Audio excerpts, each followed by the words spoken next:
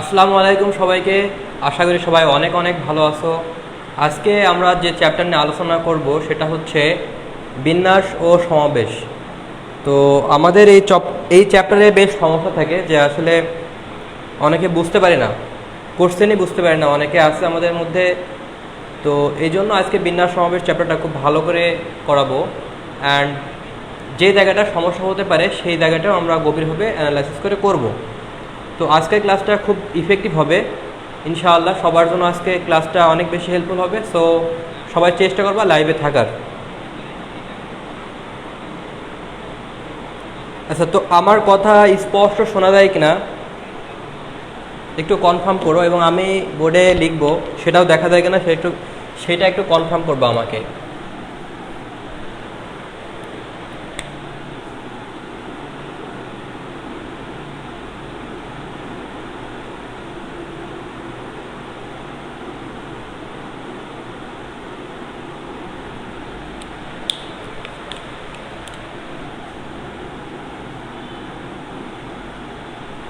বিন্যাস ও সমাবেশ।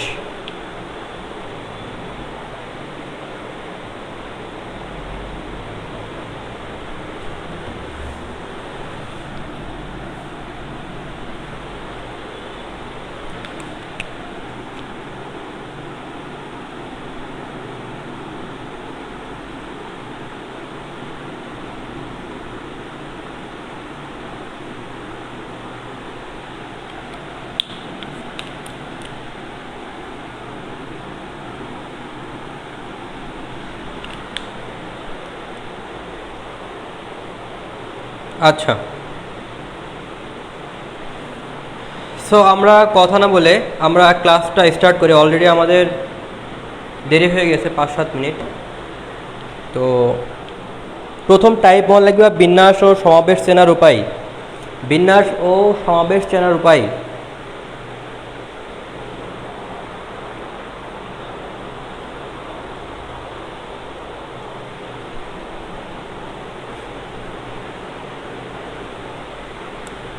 টাইপ 1 লিখবা।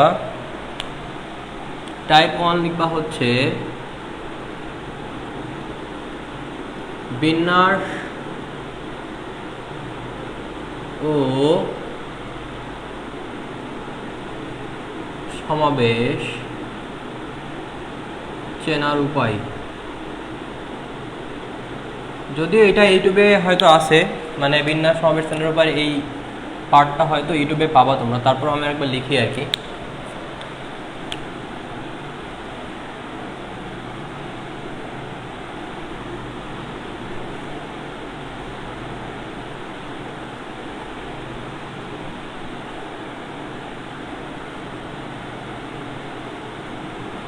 বিন্যাস এখানে লিখবো হচ্ছে সমাবেশ। নাম্বার 1, যদি এই জায়গাটা আমাদের গঠন, এখানে যদি আমাদের সাজানো থাকে তাহলে আমরা বুঝবো হচ্ছে বিন্যাস। আর যদি আমাদের এই জায়গাটা বাছাই থাকে তাহলে বুঝবো হচ্ছে আমরা সমাবেশ। তো অনেক সময় সাজানোর জায়গায় আমাদের এখানে গঠনও বলতে পারে। গঠন বিষয়টা কেমন, আমাদের এখানে বলতে পারে শব্দ সাজানো বা শব্দ গঠন, তখন আমরা বুঝবো হচ্ছে বিন্যাস। আর যদি বলে হচ্ছে তোমার শব্দ বাছাই করতে, তাহলে আমরা বুঝবো হচ্ছে সমাবেশ।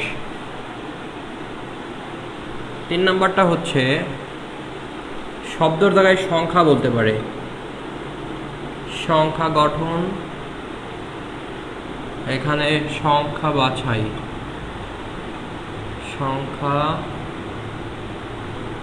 বাছাই। আচ্ছা, তারপরে আমাদের এখানে যে জিনিসটা বসতে পারে সেটা হচ্ছে পুনরাবৃত্তির ম্যাথগুলো আমাদের আসতে পারে, পুনরাবৃত্তি সেই ক্ষেত্রে। আর এটা হচ্ছে আমাদের যানবাহনে ভ্রমণ রিলেটেড যদি আমাদের বলে তাহলে আমরা বুঝে নেব সেটা আসলে সমাবেশের মধ্যে পড়ে। 5 নম্বরটা হচ্ছে চক্রবিন্যাস, চক্রবিন্যাস এটা হচ্ছে দল বা হচ্ছে কমিটি গঠন।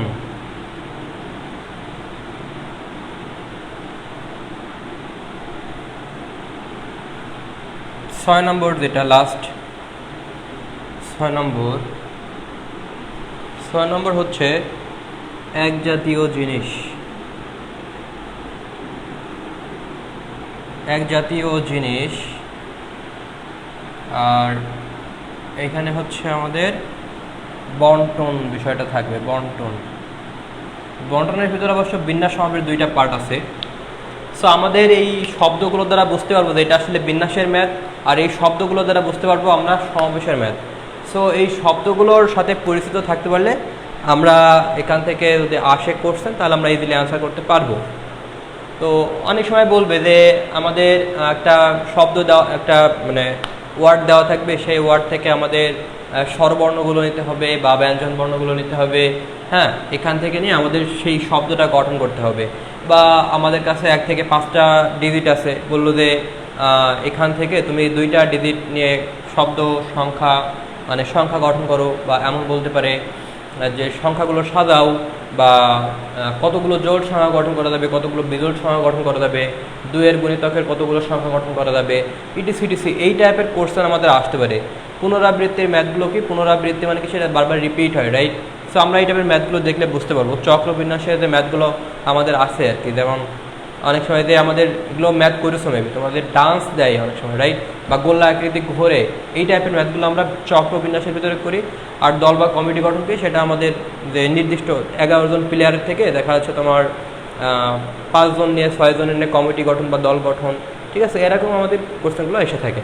তো যাই হোক, আমরা যদি এই শব্দগুলোর সাথে পরিচিত থাকতে পারি তাহলে মোটামুটিভাবে আমাদের এখান থেকে যে ধরনের কোশ্চেন দিকটা করে আমরা অ্যান্সার করে আসতে পারবো। যে আমরা এইটুকু বুঝতে পারবো যে এটা বিন্যাস কিংবা সমাবেশ, তারপরে তোমরা তো ম্যাথ করতে হবে, রাইট? সো আমরা প্রথম টাইপ 1টা বুঝে নিলাম, আর আমরা টাইপ 2 থেকে ম্যাথ করবো মূলত, ঠিক আছে? ঢাকা ইউনিভার্সিটিতে মূলত 2 ধরনের কোশ্চেন আসে। একটা হচ্ছে তোমার শব্দ সংক্রান্ত সমস্যাবলী, আর সংখ্যা সংক্রান্ত সমস্যাবলী। অর্থাৎ বিন্যাসের ক্ষেত্রে এই 2টা ম্যাথ করলে ডিইও কাভার হয়ে যায়। ডিইও এর জন্য এত কিছু লাগে না। ঢাকা ইউনিভার্সিটির জন্য শুধুমাত্র এই 2টা টাইপ করলে হয়ে যায়, আর এতগুলো আমাদের লাগে না। এইগুলো আমরা যখন রিটেন করব তখন আমি কিছু কিছু দেখাবো এখান থেকে। আর হচ্ছে আমাদের সমাবেশের ক্ষেত্রে আমাদের যে জিনিসটা লাগে সেটা হচ্ছে মূলত আমাদের এই 2টা অংশ জানলে চলে, ঠিক আছে?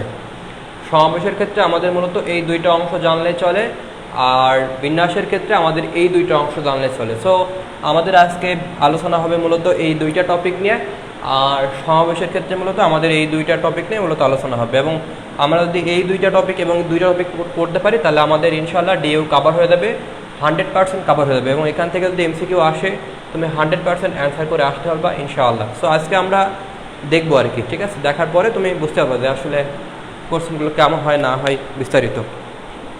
ওকে, আচ্ছা, তোমরা কি ক্লিয়ার দেখতে পাও?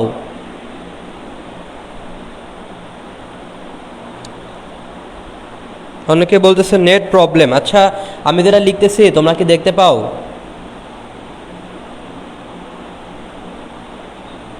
ওকে, আচ্ছা, ফাইন। আচ্ছা, ওকে, তাহলে আমরা স্টার্ট করি। টাইপ 2 লিখবা হচ্ছে শব্দ গঠন বা শব্দ সাজানো। টাইপ 2 লিখবা শব্দ গঠন বা শব্দ সাজানো।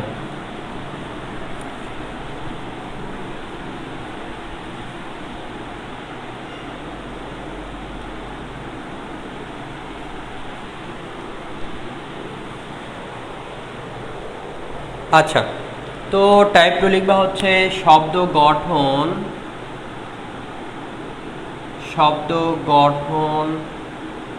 বা শব্দ সাজানো।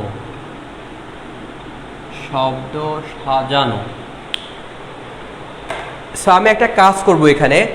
আমি ঢাকা ইউনিভার্সিটির কোশ্চেন সরাসরি করব না, আমি যে কাজটা করব, প্রথমত আমি একটা করে উদাহরণ দেখব, মানে আমি চাচ্ছি একটা ওয়ার্ড দিয়ে সবগুলো করাইতে। তো আমি একটা ওয়ার্ড দিয়ে সবগুলো করানোর পরে আমি যখন ধরো একটা ওয়ার্ড দিয়ে আমার কোশ্চেন লিখবো 10টা, এবং এই 10টা স্টাইলে ঢাকা ভার্সিটিতে কোশ্চেন আসে, মূলত 10টা না, আসে 6টা টাইপ থেকে বা 6টা স্টেপ থেকে কোশ্চেন আসে। তো আমি ওয়ার্ডটা লিখবো প্রথমে, অ্যান্ড দেন হচ্ছে প্রথম কোশ্চেন লিখবো, প্রথম কোশ্চেন সলভ করব, অ্যান্ড দেন হচ্ছে ওই রিলেটেড ঢাকা ভার্সিটির কোশ্চেন আমরা সলভ করব। ঠিক আছে, মানে হুবহু আমরা ঢাকা ভার্সিটির কোশ্চেন সলভ করব না। এখানে আমাদের প্রত্যেকটা ম্যাথের জন্য আলাদা আলাদা রুলস জানার লাগে। তো আমি একদম তোমাদের ইজিভাবে বোঝানোর চেষ্টা করব।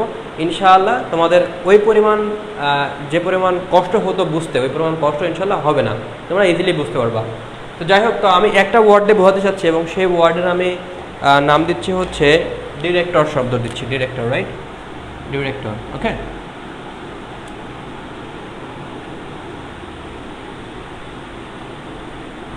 তোমার কাছে একটা ওয়ার্ড আছে, ধরো তোমার কাছে একটা ওয়ার্ড আছে, সেটা হচ্ছে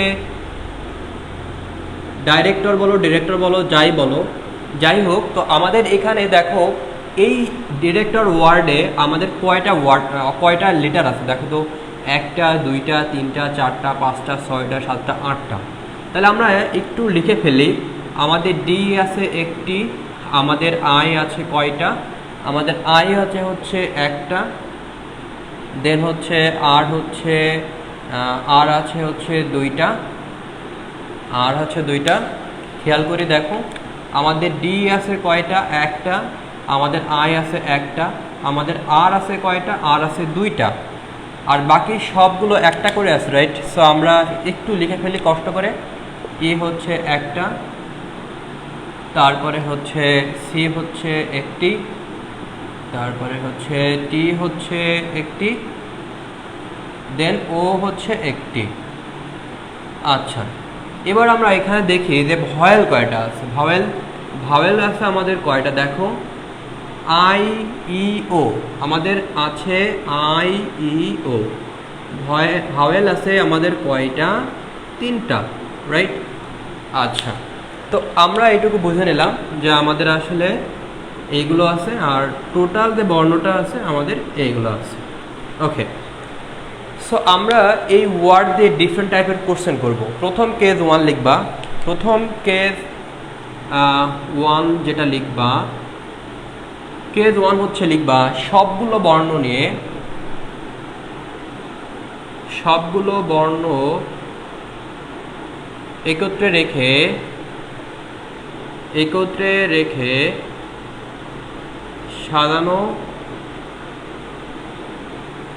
সাজানো শব্দ সংখ্যা, বা এটা সাজানো শব্দ সংখ্যা বলতে পারো, সাজানো শব্দ সংখ্যা, বা হচ্ছে সাজানো বিন্যাস সংখ্যা, এভাবে বলতে পারে। তো সাজানো ওয়ার্ডটা বুঝলে আসলে বুঝে নেবে এটা বিন্যাস, সাজানো বিন্যাস সংখ্যা, সাজানো বিন্যাস সংখ্যা। সো আমাদের এই ক্ষেত্রে সবগুলো বর্ণ যেহেতু বলেছে, আমাদের টোটাল বর্ণ আছে কয়টা, টোটাল আছে হচ্ছে 8টা। তো এই ক্ষেত্রে আমাদের রুলস হবে কি জানো, আমাদের রুলসটা হচ্ছে মোট যতগুলো অক্ষর আছে, মোট এখানে বর্ণ, তার হচ্ছে ফ্যাক্টোরিয়াল, বাই হচ্ছে ওই বর্ণের রিপিট থাকবে, ওই বর্ণের রিপিট থাকলে সেইটার ফ্যাক্টোরিয়াল। সো এটা হচ্ছে আমাদের ফর্মুলা। তোমরা এগুলো পড়েছো আর কি, আমি সহজ থেকে স্টার্ট করতেছি। মোট বর্ণ তার ফ্যাক্টোরিয়াল, ওই বর্ণের রিপিট তার ফ্যাক্টোরিয়াল। সো আমরা এখান থেকে আসলে কিভাবে আনসার করতে পারবো, এই কোশ্চেনের অ্যান্সার কী হবে বলো তো। মোট বর্ণ আছে আমাদের 8টা আছে, 8 ফ্যাক্টোরিয়াল, আর রিপিট আছে কোনটা দেখো তো, আমাদের শুধুমাত্র রিপিট আছে এই আর এর অংশটা, তাহলে 2 ফ্যাক্টোরিয়াল। এখন অনেকে ক্যালকুলেশন করতে হিমশিম খেয়ে যাবা, আমি জানি সেটা। সো তোমরা ফ্যাক্টোরিয়াল হিসাব নিকাশ জানো। আমি যদি বলি 3 ফ্যাক্টোরিয়াল, তাহলে এটাকে লেখা যায় 3 × 2 ফ্যাক্টোরিয়াল। আমি যদি বলি 4 ফ্যাক্টোরিয়াল, তাহলে লেখা যায় এটাকে 4 × 3 × 2 ফ্যাক্টোরিয়াল, রাইট। আচ্ছা, সো তোমরা একটা কাজ করবা, 3টা ফ্যাক্টোরিয়ালের ভ্যালু মনে রাখবা। আমি একটু লিখে দিই 3টা ফ্যাক্টোরিয়ালের ভ্যালু। তো তো 3টা ফ্যাক্টোরিয়ালের ভ্যালু প্রথমে আমাদের যে ফ্যাক্টোরিয়ালগুলো জানা লাগবে 6 ফ্যাক্টোরিয়াল 3টা ফ্যাক্টোরিয়ালের ভ্যালু তোমরা মাথায় রাখবা, ঢাকা ইউনিভার্সিটির জন্য লাগবে, না হলে ক্যালকুলেশন করতে বেশ ঝামেলায় পড়বা। আমি একটু লিখে দিই 6 ফ্যাক্টোরিয়াল 7 ফ্যাক্টোরিয়াল 8 ফ্যাক্টোরিয়াল আর 9 ফ্যাক্টোরিয়াল, এইগুলো জানলে হবে, কারণ 5 ফ্যাক্টোরিয়াল ভালো ইজি তোমরা বের করতে পারবা। 6 ফ্যাক্টোরিয়াল মানে হচ্ছে 720, 7 ফ্যাক্টোরিয়াল মানে হচ্ছে 50 40, আর 8 ফ্যাক্টোরিয়াল মানে হচ্ছে 40,320, 40,320, এবং 9 ফ্যাক্টোরিয়ালের একটা ভ্যালু আছে, সেটা হচ্ছে 36 28 80, 36 28 80। সো আমাদের এই ভ্যালুগুলো একটু মনে রাখতে হবে কষ্ট করে, বুঝতে পারছো? যদি তুমি এটা মনে রাখতে পারো তাহলে তোমার জন্য ম্যাথ করা অনেক অনেক বেশি ইজি হবে। সো আমরা এখানে এত গুণটুন করবো না, আমরা 8 ফ্যাক্টোরিয়াল ভ্যালু অলরেডি আমরা জেনে গেছি। দেখি এটা মুখস্থ রাখবা, এগুলো একটু কষ্ট করে মুখস্থ রাখবা, এগুলো জানলে চলবে মূলত। তাহলে এখানে 40,320 বাই 2 ফ্যাক্টোরিয়াল মানে কত 2। সো তুমি যদি কাটাকাটি করো তাহলে 20,000 কত হয় এখানে 20,000 300 হচ্ছে 150, তার মানে 160 20,160। সো আমাদের কিন্তু অ্যান্সার হয়ে গেছে, রাইট? সো ঢাকা ইউনিভার্সিটিতে আমরা যদি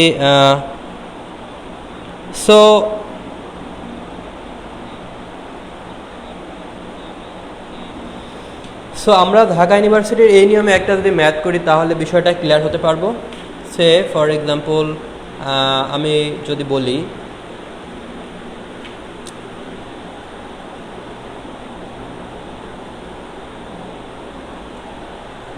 ঢাকা ইউনিভার্সিটির একটা কোশ্চেন আসছিল এমন যে রাজশাহী অক্ষরটির বিন্যাস সংখ্যা বরিশাল অক্ষর শব্দটির অক্ষরগুলি একত্রে বিন্যাস সংখ্যার কে গুণ হলে কে এর মানটা কত হবে। বিষয়টা হচ্ছে এমন, দেখো কোশ্চেনটা হচ্ছে এমন যে রাজশাহী শব্দটির বিন্যাস সংখ্যা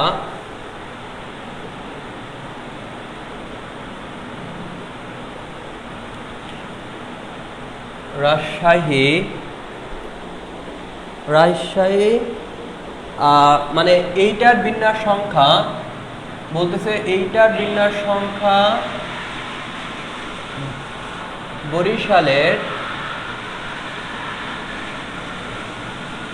বিন্যাস সংখ্যার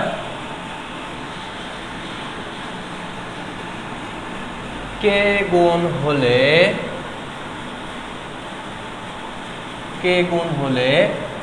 কে এর ভ্যালু কত। কে গুণ হলে বিন্যাস সংখ্যা মানে বলতেছে, বিন্যাস সংখ্যা বলতে কি মানে এইটা রাজশাহী শব্দটির একত্রে বিন্যাস সংখ্যা মানে সবগুলো বর্ণ নিয়ে বিন্যাস সংখ্যা। এখানে দ্বারা আমি করলাম যে সবগুলো বর্ণ নিয়ে, বলতেছে রাজশাহী শব্দটির সবগুলো বর্ণ নিয়ে বিন্যাস সংখ্যা, বরিশাল শব্দটির সবগুলো বর্ণ নিয়ে বিন্যাস সংখ্যার যদি কে গুণ হয় তাহলে কে এর ভ্যালু কত। তাহলে বিষয়টা কেমন দেখো, যে রাজশাহীটা হচ্ছে বরিশালের সামথিং গুণ, তার মানে আমরা এখানে যেটা করব সেটা হচ্ছে রাজশাহীর বিন্যাস সংখ্যা বাই এখানে লিখবো সেটা হচ্ছে বরিশালের বিন্যাস সংখ্যা, ঠিক আছে? আচ্ছা, তো এই ক্ষেত্রে দেখো আমরা সিম্পলি কিভাবে করতে পারি। দেখো রাজশাহীর ক্ষেত্রে কি হবে বলো।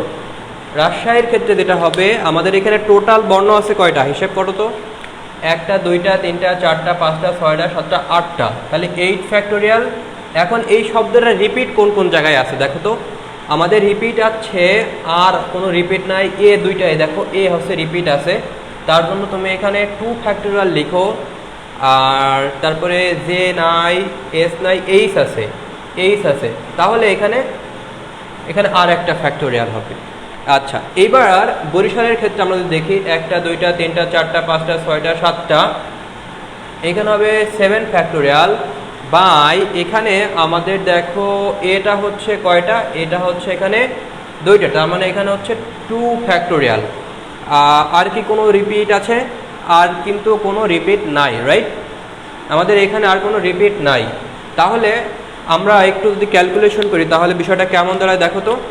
আমরা যদি এটাকে ক্যালকুলেশন করি তাহলে 8 ফ্যাক্টোরিয়াল 2 ফ্যাক্টোরিয়াল 2 ফ্যাক্টোরিয়াল গুণ 2 ফ্যাক্টোরিয়াল বাই হচ্ছে 7 ফ্যাক্টোরিয়াল, তাহলে এটা কাটাকাটি যায়।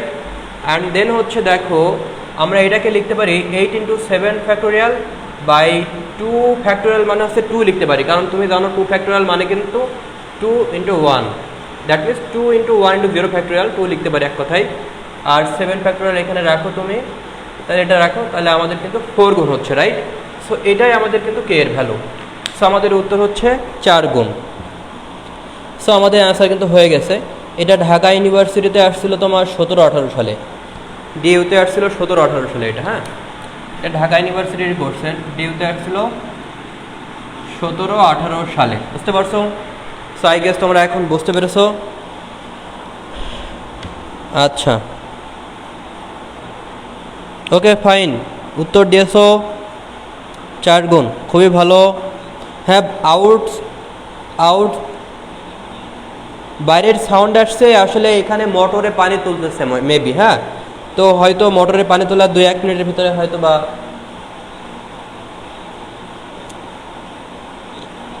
আচ্ছা এই জায়গাটাতে মোটরে পানি তুলতেছে, হয়তো মোটরে পানি তুলতেছে তো এই জন্য একটু শব্দ হচ্ছে, তো কয়েক মিনিট পরে শব্দটা থাকবে না ইনশাল্লাহ। আচ্ছা তো যাই হোক, তাহলে আমরা পরের কোশ্চেনটা লিখতে পারি। পরের যে কোশ্চেনটা, উপস্থিতি কম কিসের জন্য? ঢাকা ইউনিভার্সিটির পরীক্ষার ডেট দিচ্ছে না ঠিক মতো, এই জন্য পড়া হচ্ছে না, বা অন্য কোনো কারণে হয়তো বা ঘুমাচ্ছে, এটাও হতে পারে। ওকে যাই হোক, হ্যাঁ বৃষ্টি পড়তেছে না, বৃষ্টি না, আমাদের এখানে এখন বৃষ্টি পড়তেছে না, এখানে আসলে মোটরে পানি তুলতেছে। আচ্ছা ওকে ফাইন, এবার আমরা যেটা করব সেটা হচ্ছে, এবার যেটা লিখবা সেটা হচ্ছে যে স্বরবর্ণের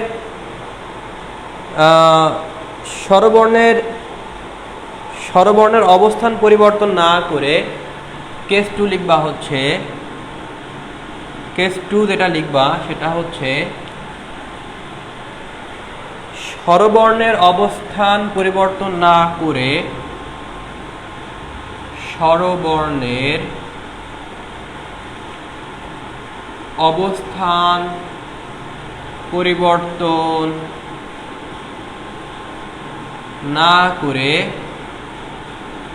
স্বরবর্ণের অবস্থান পরিবর্তন না করে বর্ণগুলোকে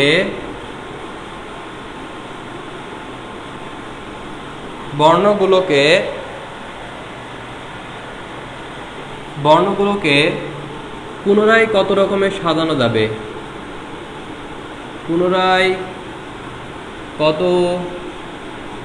আচ্ছা বর্ণগুলোকে কত রকমের সাজানো লেখা আগে, বর্ণগুলোকে কত রকমে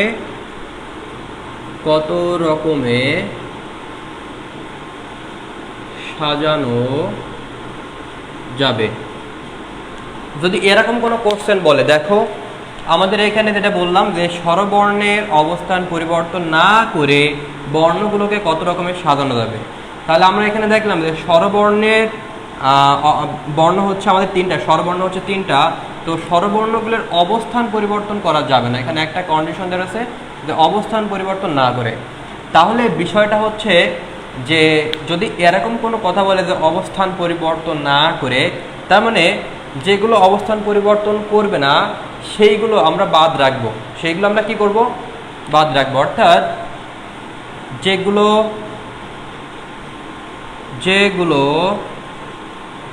অবস্থান পরিবর্তন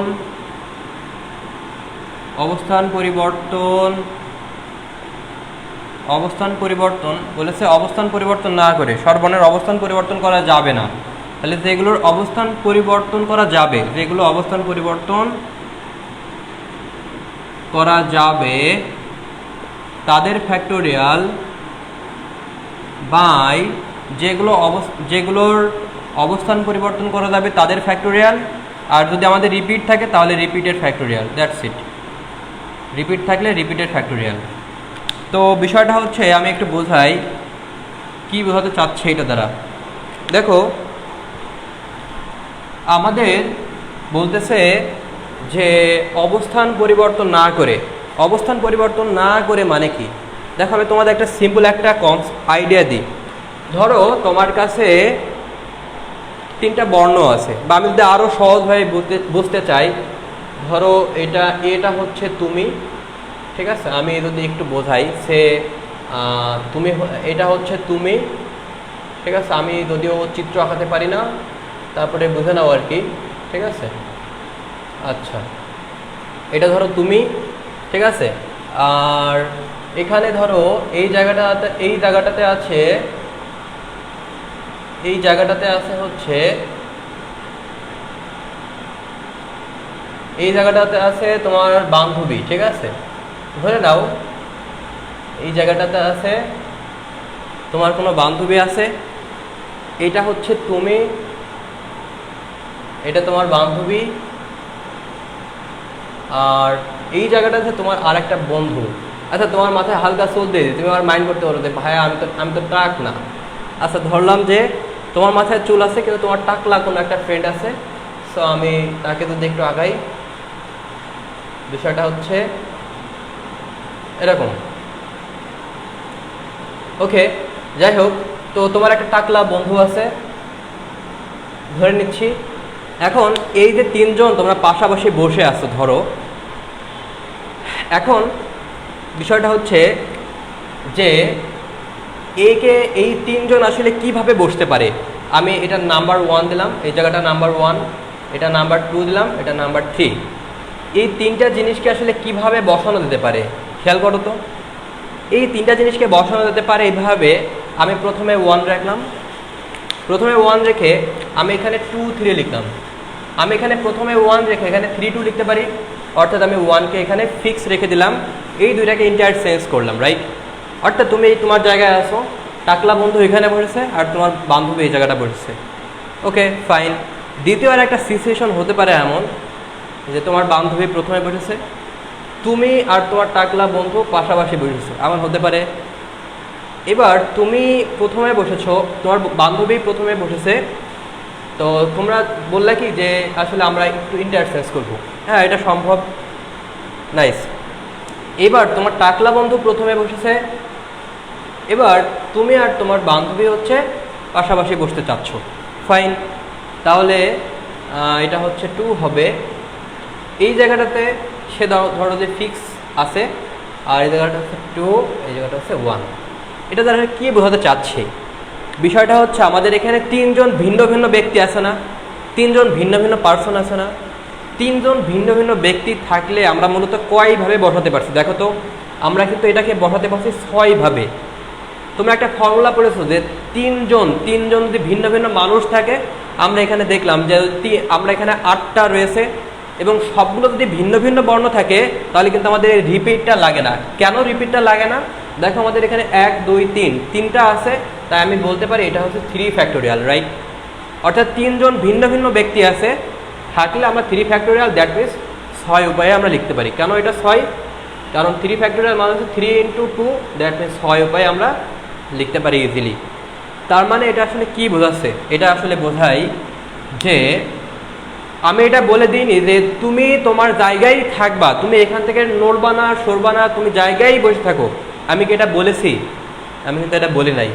যখন বলছি না তখন কিন্তু তুমি এখানে থাকতে পারছো, তুমি চাইলে এখানে থাকতে পারছো, আবার তুমি চাইলে এখানেও থাকতে পারছো। বিষয়টা কি? আমি যদি তোমাকে না বলি তোমাকে আমি স্থির রাখবো, তোমাকে আমি পরিবর্তন করব না, বুঝতে পারছো? তোমাকে আমি পরিবর্তন করব না, তোমাকে আমি স্থির রাখবো, তোমাকে চেঞ্জ করা যাবে না, তোমার অবস্থান চেঞ্জ করা যাবে না। তাহলে কি হবে? তুমি কি আর ইন্টারচেঞ্জ করতে পারবা? আর যাহার ইন্টারচেঞ্জ করা যায় না তাহার বিন্যাস হবে না, দ্যাটস ইট, সলিড হিসেব। যাহার অবস্থান পরিবর্তন করা যাবে না তাহার কোনো বিন্যাসই হবে না। সে আমি তোমাকে বললাম তুমি এখান থেকে নড়তে পারবা না, তোমার অবস্থান পরিবর্তন করা যাবে না, তোমার অবস্থান পরিবর্তন করা যাবে না, বুঝতে পারছো? যদি এরকম কোনো সিচুয়েশন হয় তাহলে তোমার অবস্থান এখানেই থাকবে ভাই। তাহলে কি কি লেখা যেতে পারে? 2 3 3 2। আর কিছুকে লিখতে পারবা? কারণ তোমার অবস্থান কিন্তু এখানে থাকবে, তোমার এখানে আর কে বসতে পারবে না। তাহলে দেখো শুধুমাত্র এই অংশটা হবে, রাইট? শুধুমাত্র এই অংশটা ছাড়া আর কিছু হবে বলো? আর কিন্তু কিছু হবে না, কারণ কি তোমার তো বিন্যাসই হচ্ছে না। বিন্যাস যদি না হয়, তোমাকে যদি অবস্থান পরিবর্তন না করতে বলা হয়, তাহলে কয় উপায়ে বসানো যাবে বলো তো? 2 উপায় না, রাইট? এখন তোমার এখানে পরিবর্তন নাই, তুমি এখানে স্থির অবস্থানে বসে আছো, তোমাকে আমি সরাচ্ছি না, তোমার অবস্থানে পরিবর্তন করছি না। অবস্থান পরিবর্তন না করা মানে তাহার বিন্যাস হবে না। তাহলে এখন তোমার টাকলা বন্ধু আছে আর এখন তোমার বান্ধবী আছে, তাহাদের মধ্যে বিন্যাস হবে কি? এখন তাহাদের মধ্যে বিন্যাস হবে জাস্ট 2 ফ্যাক্টোরিয়াল, দ্যাট মিনস 2 উপায়ে। এবং সেটাই কি হয়েছে না? দেখো তো সেটাই কি হয়েছে না? আচ্ছা, ওকে, তাহলে আমরা এখানে কি বুঝতে পারলাম? আমরা এখানে বুঝতে পারলাম যাহার অবস্থান পরিবর্তন করতে বলা হবে না সেই বর্ণগুলি আমাদের বাদ চলে যাবে, সেই জিনিসগুলো কী হয়ে যাবে? বাদ চলে যাবে। তাহলে নর্মালি আমরা এই কোশ্চেনটার উত্তর কীভাবে করতে পারি? এখন বলো এটা আনসার কী হবে? আমাদের বলছি স্বরবর্ণ 3টা আছে, এই জিনিসগুলোকে অবস্থানে পরিবর্তন করা যাবে না। তার মানে আমাদের কাছে যে আই আছে, আমাদের কাছে যে ই আছে, আমাদের কাছে যে ও আছে, এইগুলো এদের মতো বসে থাকবে, এদেরগুলো পরিবর্তন করা যাবে না, ওরা ওদের মতো থাকবে। ওরা যদি ওদের মতো থাকে তাহলে বাকি আর কয়টা বর্ণ থাকে আমাদের? টোটাল বর্ণ 8টা, 3টা বাদ দিয়ে দাও তাহলে থাকে 5টা। তাহলে উত্তর হবে 5 ফ্যাক্টোরিয়াল বাই একটা রিপিট আছে, দেখো এখানে রিপিট থাকার কারণে 2 ফ্যাক্টোরিয়াল, এটা হচ্ছে উত্তর। সো আই গেস তোমরা এখন বুঝতে পেরেছো।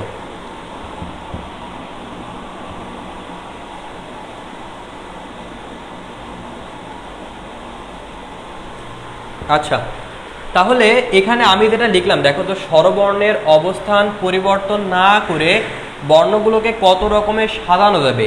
তার মানে আমরা এটুকু বুঝতে পারলাম যে অবস্থান পরিবর্তন না করা মানে তাহাদের বিন্যাসটা হবে না, রাইট?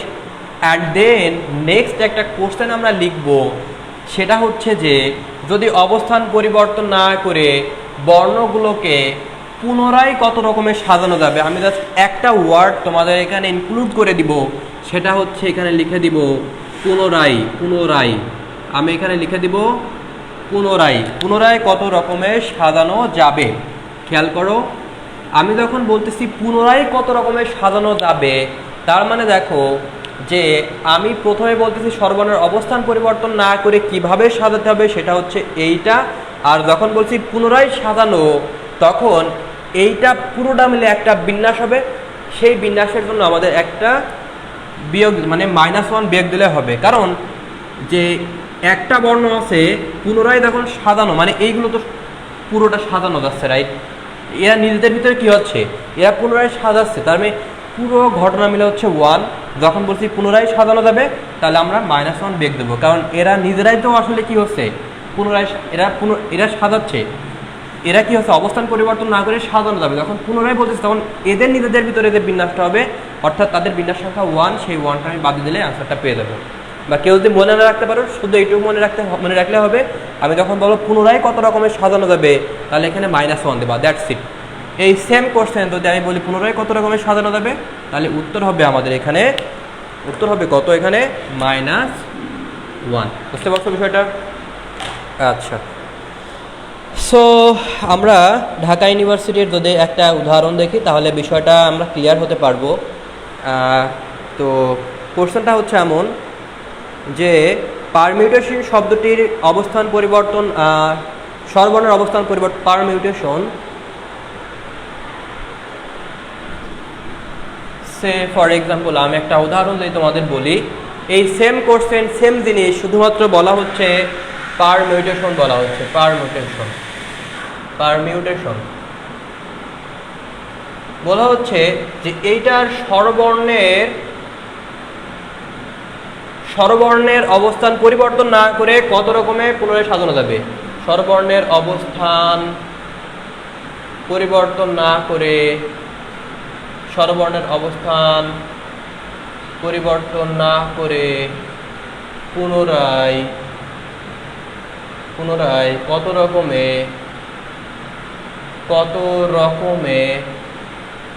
সাজানো যাবে। তাহলে দেখো এখানে বলতেছি কি, পারমিউটেশন শব্দটির স্বরবর্ণের অবস্থান পরিবর্তন না করে পুনরায় কত রকমের সাজানো যাবে। তাহলে স্বরবর্ণ আমাদের এখানে একটু চিহ্নিত করো তো, আমাদের মনে হয় এই জায়গাটা সবগুলো আছে, এই আই ওই সবগুলো আছে। ই আছে দেখো, ই, তারপরে কি আছে ইউ, তারপরে কি আছে এ, তারপরে আই, তারপরে ও। তাহলে এইগুলো আমাদের বাদ চলে যাবে, এইগুলো আমাদের কোনো কাজেই আসবে না। এগুলো কেটে দাও, এগুলো কেটে দাও। যদি কেটে দাও তাহলে কি থাকে দেখো তো ভাই, আইটাও কেটে দাও।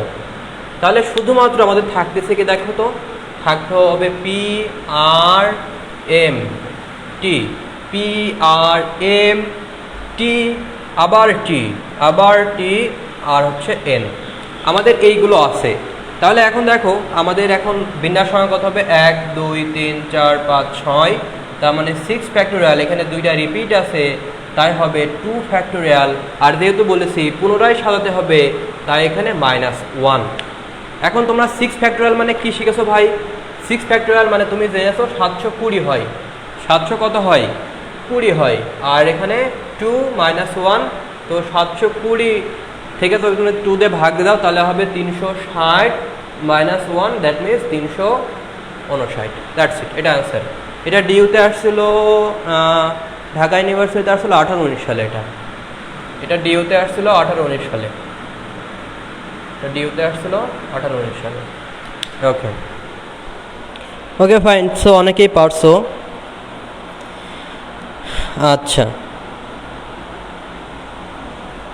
ওকে, এবার আমরা যেটা শিখবো সেটা হচ্ছে কেস 3 লিখবা। কেস 3 লিখবা, সেটা যেভাবে লিখবা সেটা হচ্ছে প্রথমে ডি ও শেষে ও রেখে বিন্যাস সংখ্যা।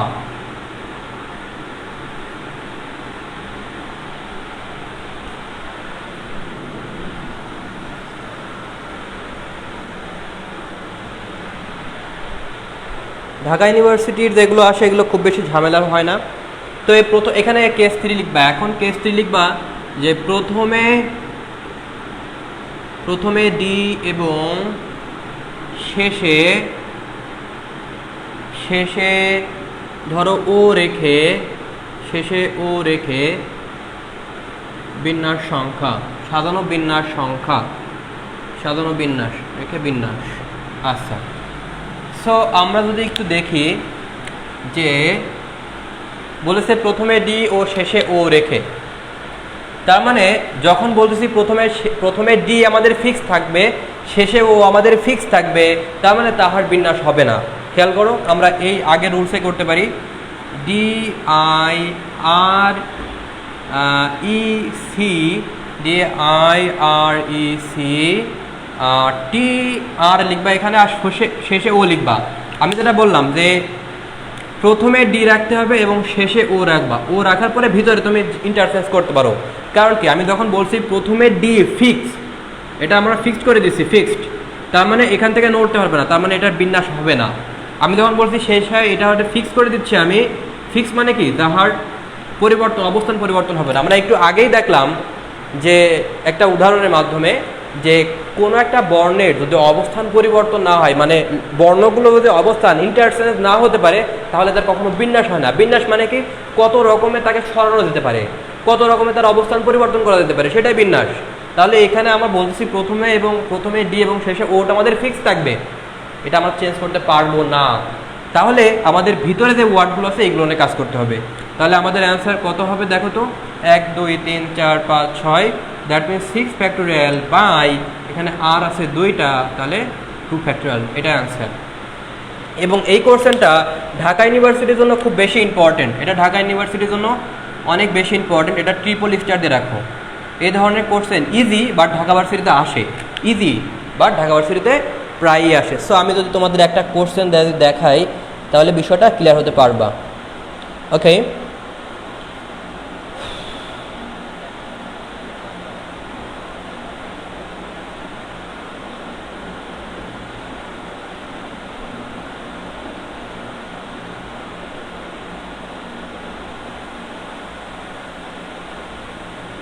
আচ্ছা, কোশ্চেনটা হচ্ছে এমন,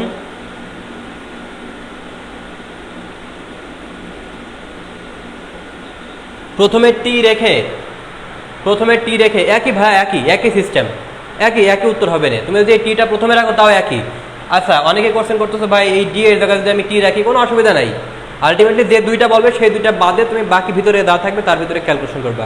আমি একটা উদাহরণ যদি তোমাদের করাই তাহলে বিষয়টা ক্লিয়ার হতে পারবা। বলা হচ্ছে ম্যাথমেটিক্স শব্দ আছে তোমার কাছে, একই সিস্টেমের একটা কোশ্চেন তোমাদের যদি দেখাই, MATH ম্যাথমেটিক্স, এখানে ঢাকা ইউনিভার্সিটিতে আসছিল 16-17 সালে এটা। আচ্ছা, তো ম্যাথমেটিক্স আমাদের যে শব্দটা আছে এটা ডিউতে আসছিল 16-17 সালে। হ্যাঁ, আমি একটা কোশ্চেন তোমাদের এখানে লিখলাম, বলতেছে ম্যাথমেটিক্স শব্দ তোমার কাছে দেওয়া রয়েছে, এই ম্যাথমেটিক্স শব্দটির প্রথমে কি রেখা হচ্ছে, প্রথমে ও শেষে টি রেখে, বলতেছে প্রথমে ও শেষে টি রেখে, প্রথমে ও শেষে টি রেখে বিন্যাস। হ্যাঁ, এটা তোমার বলা হচ্ছে প্রথমে ও শেষে টি রেখে বিন্যাস। তাহলে একটা জিনিস খেয়াল করো যে প্রথমে ও শেষে টি রেখে বিন্যাস মানে কি ভাই, তার মানে আমাদের প্রথমে টি রাখতে হবে আর শেষে একটা টি রাখতে হবে। তাহলে প্রথমে আর শেষে যদি দুইটা টি রাখি তাহলে আমাদের ভিতরে কেমন থাকে দেখো তো ভাই, আমাদের প্রথমে টিটা রাখতে হবে, তাহলে ভিতরে থাকে MA, তারপরে H, তারপরে হচ্ছে E, তারপরে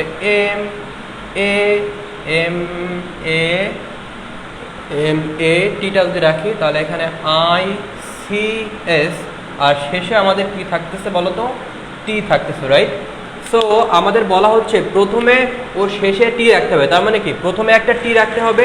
আমি প্রথমে এটাকে ফিক্স করে দিলাম, দেখো আমি যখন এটাকে ফিক্স করে দিচ্ছি তার মানে এইটার কিন্তু বিন্যাস হবে না। সিমিলার ওয়েতে আমি যখন শেষে ফিক্স করে দিচ্ছি তাহলে এইটারও বিন্যাস হবে না।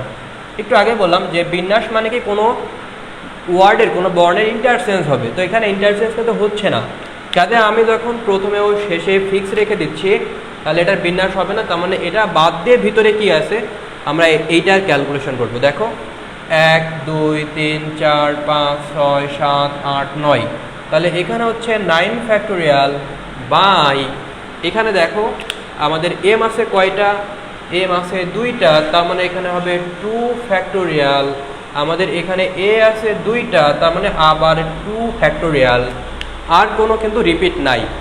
এখন দেখো এই উত্তরটা কিন্তু খুব ইজি, যদি রিটেনে আসে, যদি বুয়েট কুয়েট রুয়েট সুয়েট রিটেনে আসে তাহলে দেখো তুমি কিন্তু এক লাইনে লিখে দিলে হয়ে যাচ্ছে ভাই, কিন্তু ঢাকা ইউনিভার্সিটিতে এটা MCQতে আসছে, তাহলে এখন কি করবা?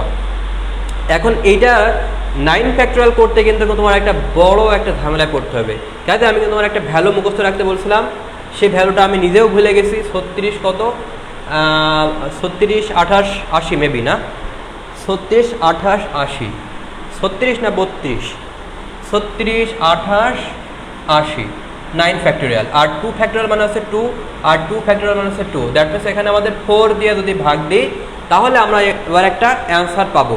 তো অ্যান্সারটা হয়তো অনেকে ভাববা যে 4 দিয়ে ভাগ করলে ভাই অ্যান্সার পাওয়া তো একটু মুশকিল হয়ে যাবে, কিন্তু অপশন থেকে বলতে পারবো। অপশনে কী কী আছে দেখো, অপশনে আছে একটা আছে এমন, আর একটা অপশনে দেওয়া রয়েছে হচ্ছে 9680, সি নম্বর অপশনে দেওয়া রয়েছে হচ্ছে 50,720, আর ডি নম্বরে দেওয়া রয়েছে হচ্ছে 90,720, 90,720।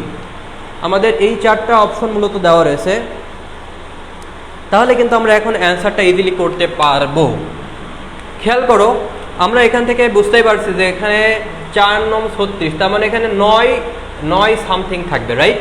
এটা 36 28 করো, 28 করলে মানে এখানে প্রথমে 9 থাকবে, এটুকু আমরা ক্লিয়ার, রাইট? এবং 4 দিয়ে যেহেতু ভাগ দিচ্ছি তাহলে দেখো আমাদের একটা বড় একটা ডিজিট আছে, কাজেই আমরা কিন্তু এটাও বলতে পারি না অ্যান্সার হবে। আমরা এখানে তো এটা মাত্র 4 ডিজিটের আছে, 4 ডিজিট তো হবে না, 5 ডিজিট হতে হবে অ্যাটলিস্ট। তাহলে দেখো আমরা এটাও বলতে পারি না, প্রথমে 9 দেখে আমরা অ্যান্সার বলতে পারি। এখানে এটাও প্রথমে 9 রয়েছে, কিন্তু এটা উত্তর হবে না, কারণ দেখো 4 দিয়ে ভাগ দিলে এটা লাখের ঘরে আছে, তো লাখের ঘরে তুমি যদি ভাগ দাও তাহলে তোমার তো কী হবে, 90,000 সামথিং আসবে, রাইট? এটা খুবই কমন সেন্সে চিন্তা করলে তুমি উত্তরটা পাবা। সো কাটাকাটি না করে তুমি অ্যান্সার বলতে পারবা। আচ্ছা, সো ঢাকা ইউনিভার্সিটিতে আসছিল এটা 16-17 সালে, ডিইউতে আসছিল এটা 16-17 সালে, ডিইউতে আসছিল 16-17 সালে। সো আমরা এই ওয়ার্ড দিয়ে আমরা 3টা দেখলাম এবং ঢাকা ইউনিভার্সিটির 3টা ম্যাথ করলাম। সো এবার আমরা যেটা করব সেটা হচ্ছে এবং এই রিলেটেড ম্যাথ ঢাকা ইউনিভার্সিটিতে বেশ কয়েকবার এসছে। আমি একটা দেখালাম, আই গেস তোমরা পারবা, বাকিগুলো অনেক অনেক বেশি ইজি। ঢাকা ইউনিভার্সিটির বাকিগুলো তোমরা পারবা। সো আমি এখন যেটা করব সেটা হচ্ছে যে আরেকটা জিনিস তোমাদের লাগবে। আমি কেস 3 করলাম, এবার যেটা লাগবে সেটা হচ্ছে আরেকটা জিনিস তোমাদের একটু শেখাই দিই।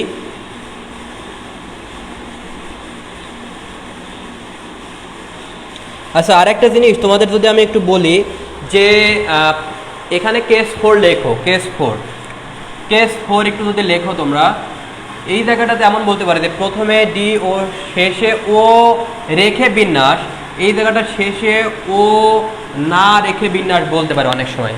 আমি আবার বলি, প্রথমে ডি শেষে ও, আগে বলেছি রেখে, এখন বলেছি না রেখে। যদি এরকম কোনো কোশ্চেন তোমার কাছে বলে তাহলে মাথায় রাখবা যে মোট বিন্যাস থেকে সেটা বাদ দিতে হবে। না রেখে মানে কি বিষয়টা আছে দেখো, যে তোমার কাছে ধরো এত পরিমাণ, তোমার কাছে ধরো বললাম যে 10 কেজি চাউল এখানে আছে, এখানে 10 কেজি চাউল আছে, ঠিক আছে। এখন আমি বলতেছি যে তোমার কাছে আমি 4 কেজি রাখবো না, 4 কেজি রেখে তোমার কাছে যদি 4 কেজি রাখি তাহলে আমার কাছে থাকে কত? আমার কাছে থাকে হচ্ছে 6 কেজি, রাইট? আমাদের কাছে এতটুকু হচ্ছে 6 কেজি থাকে।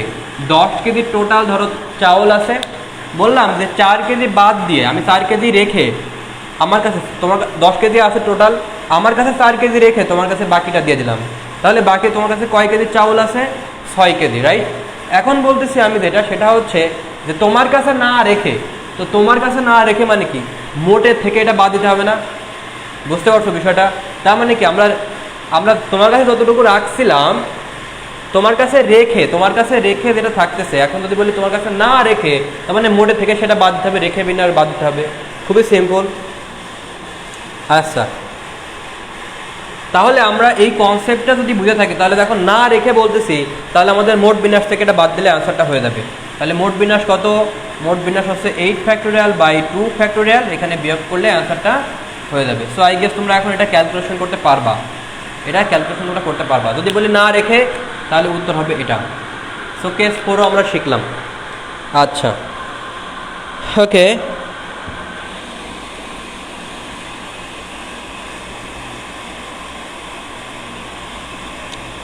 আজকে আসলে কি বলবো? আচ্ছা ওয়েট, দাঁড়াও।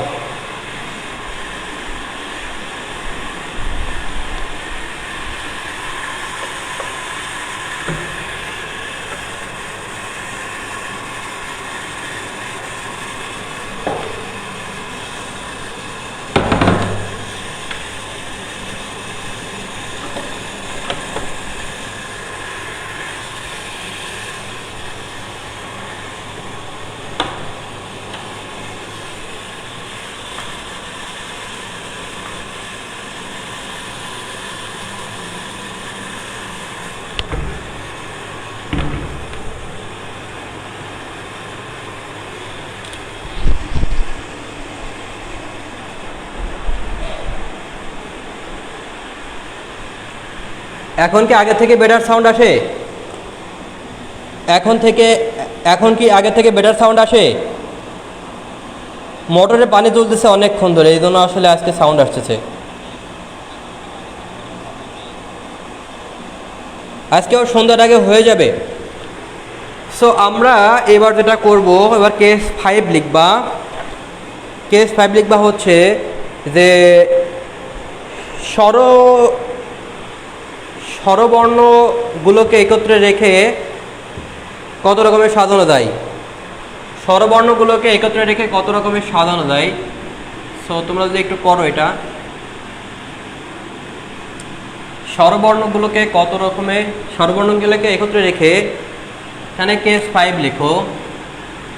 এখানে লিখবা স্বরবর্ণগুলিকে একত্রে রেখে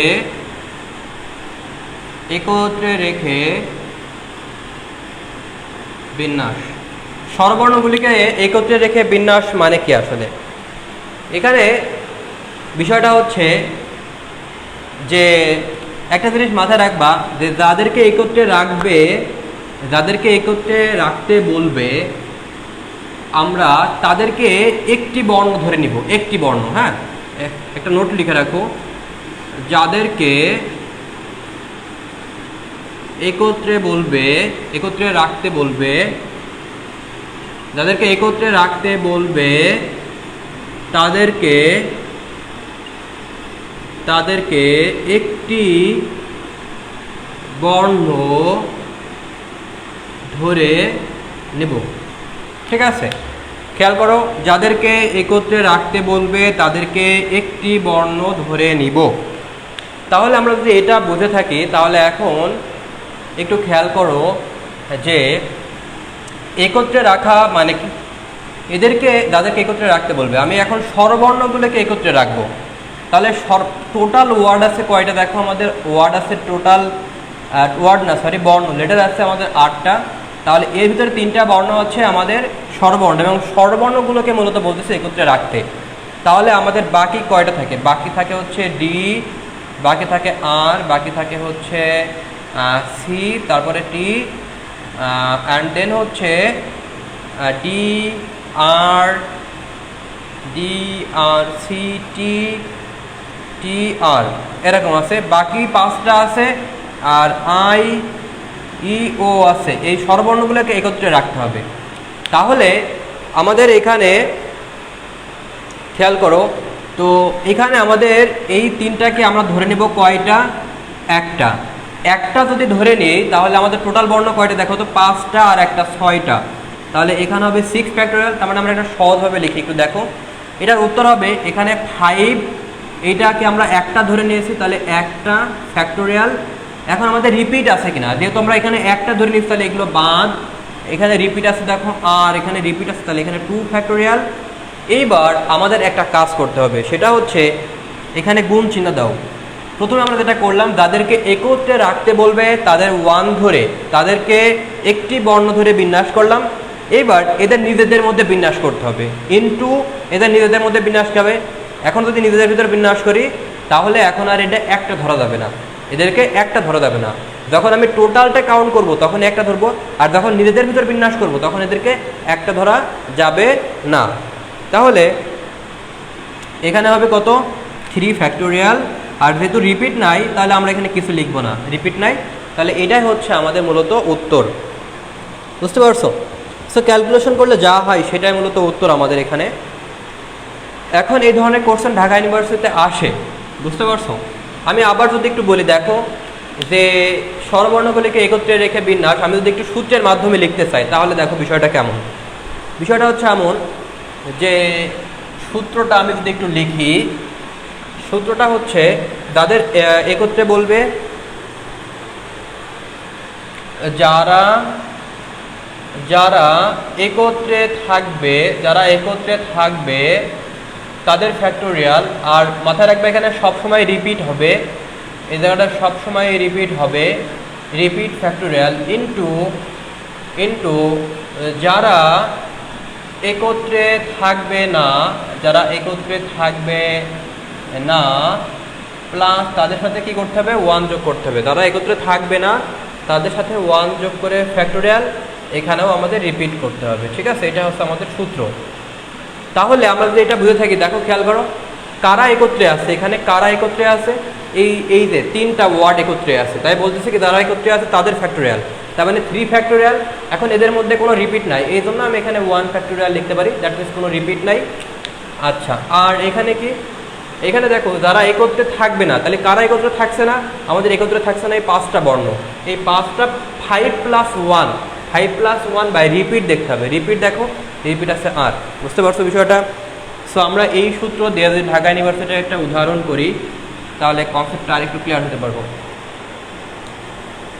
সো আমাদের যে কোশ্চেনটা, ঢাকা ইউনিভার্সিটির যে কোশ্চেনটা, সেটা হচ্ছে যে সায়েন্স বর্ণটি, সায়েন্স দেওয়া রয়েছে SCIENCE, বলা হচ্ছে এই সায়েন্স ওয়ার্ডটির স্বরবর্ণগুলিকে একত্রে রেখে বিন্যাস, স্বরবর্ণগুলোকে একত্রে রেখে বিন্যাস। কি বললাম দেখো তো ভাই, স্বরবর্ণগুলোকে একত্রে রেখে বিন্যাস। তাহলে এখানে স্বরবর্ণ কোন কোনগুলো আছে দেখো তো, 2টা আছে আর একটা আছে 3টা। তাহলে আমি যে সূত্র লিখেছি যারা একত্রে থাকবে তাদের ফ্যাক্টোরিয়াল। তাহলে কারা একত্রে থাকবে? স্বরবর্ণগুলো। তাহলে স্বরবর্ণ কয়টা আছে? 3টা আছে। তাহলে 3 ফ্যাক্টোরিয়াল লেখো। এখন ভাই এদের ভিতরে কোনো রিপিট আছে? হ্যাঁ রিপিট আছে। রিপিট কি আছে? ই আছে, লিখলাম। এবার সূত্রের গুণ। এবার যারা একত্রে থাকবে না, কারা একত্রে থাকবে না? 1 2 3 4, 4 তার সাথে কত যোগ করতে হবে? 1 ফ্যাক্টোরিয়াল বাই রিপিট আছে কিনা দেখো তো এর ভিতরে। হ্যাঁ রিপিট আছে, সেটা কি?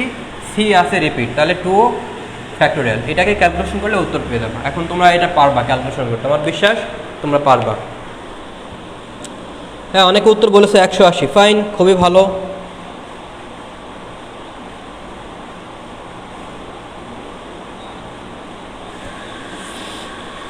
আচ্ছা, এবার এই জিনিসটা আমরা বুঝে নিলাম। আচ্ছা, এবার অনেকে বলতেছে যে ভাইয়া পাশাপাশি না রেখে, এই জিনিসটা অনেকে বুঝতে পারছে না। আচ্ছা ওকে ফাইন, তাহলে আমরা যদি একটু বুঝে নিই, এই একই জিনিস স্বরবর্ণগুলোকে একত্রে রেখে বিন্যাস। এবার কেস 6 লেখো। কেস 6 লিখবা হচ্ছে স্বরবর্ণগুলোকে একত্রে না রেখে। কি বললাম? স্বরবর্ণগুলোকে একত্রে না রেখে। যখন আমি একত্রে না রেখে বলবো তখন কি করতে হবে ভাই বলো? যদি না রেখে বলে তাহলে কি করতে হবে? মোট বিন্যাস থেকে বাদ দিতে হবে। তো মোট বিন্যাস কত? আমরা এটা মোট বিন্যাস পাই হচ্ছে 8 ফ্যাক্টোরিয়াল বাই 2 ফ্যাক্টোরিয়াল। মোট বিন্যাস মাইনাস যাদেরকে একত্রে রাখবে, অর্থাৎ না রেখে মানে কি? মোট মাইনাস একত্রে না রেখে। একত্রে না রেখে ইকুয়াল মোট মাইনাস একত্রে রেখে। আমি যদি বলি একত্রে না রেখে, তাহলে এটা সূত্র হবে মোট বিন্যাস মাইনাস একত্রে রেখে বিন্যাস। একত্রে রেখে বিন্যাস, ঠিক আছে। সো আমরা এখানে দেখলাম কি একত্রে না রেখে মানে কি? মোটের থেকে একত্রে রেখে বাদ দিতে হবে। তাহলে মোটের থেকে একত্রে মানে কি? একত্রে আমরা একটু আগে দেখলাম আমাদের ফর্মুলা অনুসারে, সেটা আমরা একটু আগেই করলাম। সেটা কত? 3 factorial into 5 plus 1 factorial by 2 factorial. So আমরা কিন্তু এটা একটু আগেই দেখলাম। আই গেস এখন পারা উচিত। কেস 6 দিয়ে লিখবা এটা, স্বরবর্ণগুলো একত্রে না রেখে। তো আমরা কেস 6 দিয়ে মোটামুটি বুঝে নিলাম বিষয়টা। আচ্ছা, এবার আমাদের ভিতরে আর একটু কিছু জিনিসপত্র ঝামেলা হয়, যে পাশাপাশি না রেখে তারপরে ক্রম পরিবর্তন না করে। আমরা এই জিনিসগুলো একটু বুঝি না, তো আমরা যদি আর এই 2টা জিনিস এক্সট্রা তোমাদের একটু শিখাই। অনেক সময় দেখা যাচ্ছে যে আজকে বাইরে সাউন্ড আসছে, তো তার জন্য আমি আসলে আন্তরিকভাবে দুঃখিত। এখন অফ হয়ে গেছে, মোটরে পানি তুলছিল, তো এখন আর হয়তো শুনতে পারবো না। পানি তোলা হয়ে গেছে, এখন আর হয়তো শুনতে পারবো না। যাই হোক, তাহলে আমরা এবার কেস 7 একটু লিখি। হ্যাঁ, কেস 7 লেখো। কেস 7 যেটা লিখবা, যে স্বরবর্ণগুলিকে একত্রে না রেখে বিন্যাস। এরকম না দিয়ে যদি বলে যে স্বরবর্ণগুলোর ক্রম পরিবর্তন না করে। হ্যাঁ, অনেক সময় বলে কি যে আমাদের স্বরবর্ণগুলির ক্রম পরিবর্তন না করে,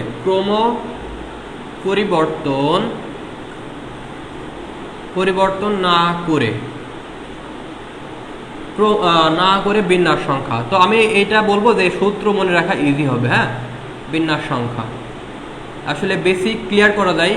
আমি বলবো যে এখানে একটা সূত্র মনে রাখলে বেশি বেটার হবে। সেই সূত্রটা আমি তোমাদের যদি একটু বোঝাই দিই। সূত্রটা হচ্ছে এমন যে আমাদের এখানে এত খাটাখাটনি করা লাগবে না। সেটা হচ্ছে যে আমাদের এখানে হবে মোট বিন্যাস ফ্যাক্টোরিয়াল বাই, এখানে হবে কি? যাদের ক্রম পরিবর্তন হবে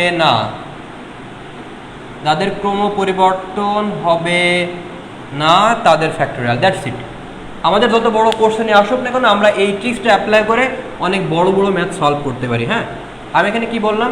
যে স্বরবর্ণগুলির ক্রম পরিবর্তন না করে। আগে বলছিলাম কি?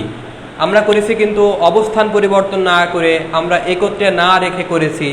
রাইট, তারপরে শেষে প্রথমে ডি না রেখে করেছি।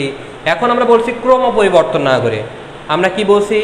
ক্রম পরিবর্তন না করে। এটা সূত্র বললাম যে মোট বিন্যাস বাই তাদের ক্রম পরিবর্তন হবে না। তাহলে মোট বিন্যাস কত ভাই? মোট বিন্যাস হবে আমাদের এখানে 8 ফ্যাক্টোরিয়াল বাই 2 ফ্যাক্টোরিয়াল, এটা হচ্ছে আমাদের মোট বিন্যাস, ডিভাইডেড বাই যাদের ক্রম পরিবর্তন হবে না। কাদের ক্রম পরিবর্তন হবে না? স্বরবর্ণ। স্বরবর্ণ কয়টা আছে ভাই? 3টা, তাদের ফ্যাক্টোরিয়াল। তাহলে উত্তর হচ্ছে কত? 8 factorial by 2 factorial 3 factorial, that's it, এটাই উত্তর। এটাকে ভেঙে ক্যালকুলেশন করতে পারবো তোমরা। আচ্ছা, ঢাকা ইউনিভার্সিটির পরীক্ষা নিয়ে অনেকে কনফিউজড করে দিচ্ছে। আমার তো মনে হয় যে ঢাকা ইউনিভার্সিটির পরীক্ষা পিছাবে, এবং তোমাদের একটা ভিডিও দিয়েছিলাম। আমার মনে হয় পেছানোর পসিবিলিটি হচ্ছে 80%, 80-90% ম্যাক্সিমাম বলা যায় মোটামুটি পিছাবে ঢাকা ইউনিভার্সিটির পরীক্ষা। আসলে পরীক্ষাটা মনে হয় পিছাবে, হওয়ার সম্ভাবনা খুবই কম। বুঝতে পারছো? আচ্ছা, তো তোমাদের আমি কিছু কথা বলি যে তোমরা ঢাকা ইউনিভার্সিটির জন্য শেষ সময়ে অনেক ভালোভাবে প্রিপারেশন নাও। এত দিন তোমরা পড়াশোনা করেছো, পড়াশোনার ভিতরে ছিলে, বাট শেষ মুহূর্তে এসে যেন এমনটা না হয় যে অল্প একটু পরিশ্রম করার কারণে যে তোমার পরিশ্রম না করার কারণে তোমার চান্সটা হলো না, এমনটা যেন না হয়। আসলে কিছু তিক্ত কিন্তু বাস্তব কথা তোমাদের সাথে বলি, 2 থেকে 3 মিনিট মতো একটু কথা বলি।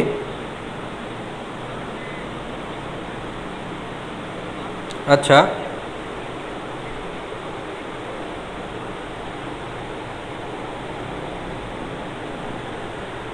তো বিষয়টা হচ্ছে, দেখো যে তুমি আজকে তোমার বাবা মায়ের উপর ভর করে পড়াশোনা করতেছো, বাবা মায়ের উপর প্রেশার দিয়ে পড়াশোনা করতেছো, তারা তোমার ফাইন্যান্সিয়াল সাপোর্ট দিচ্ছে।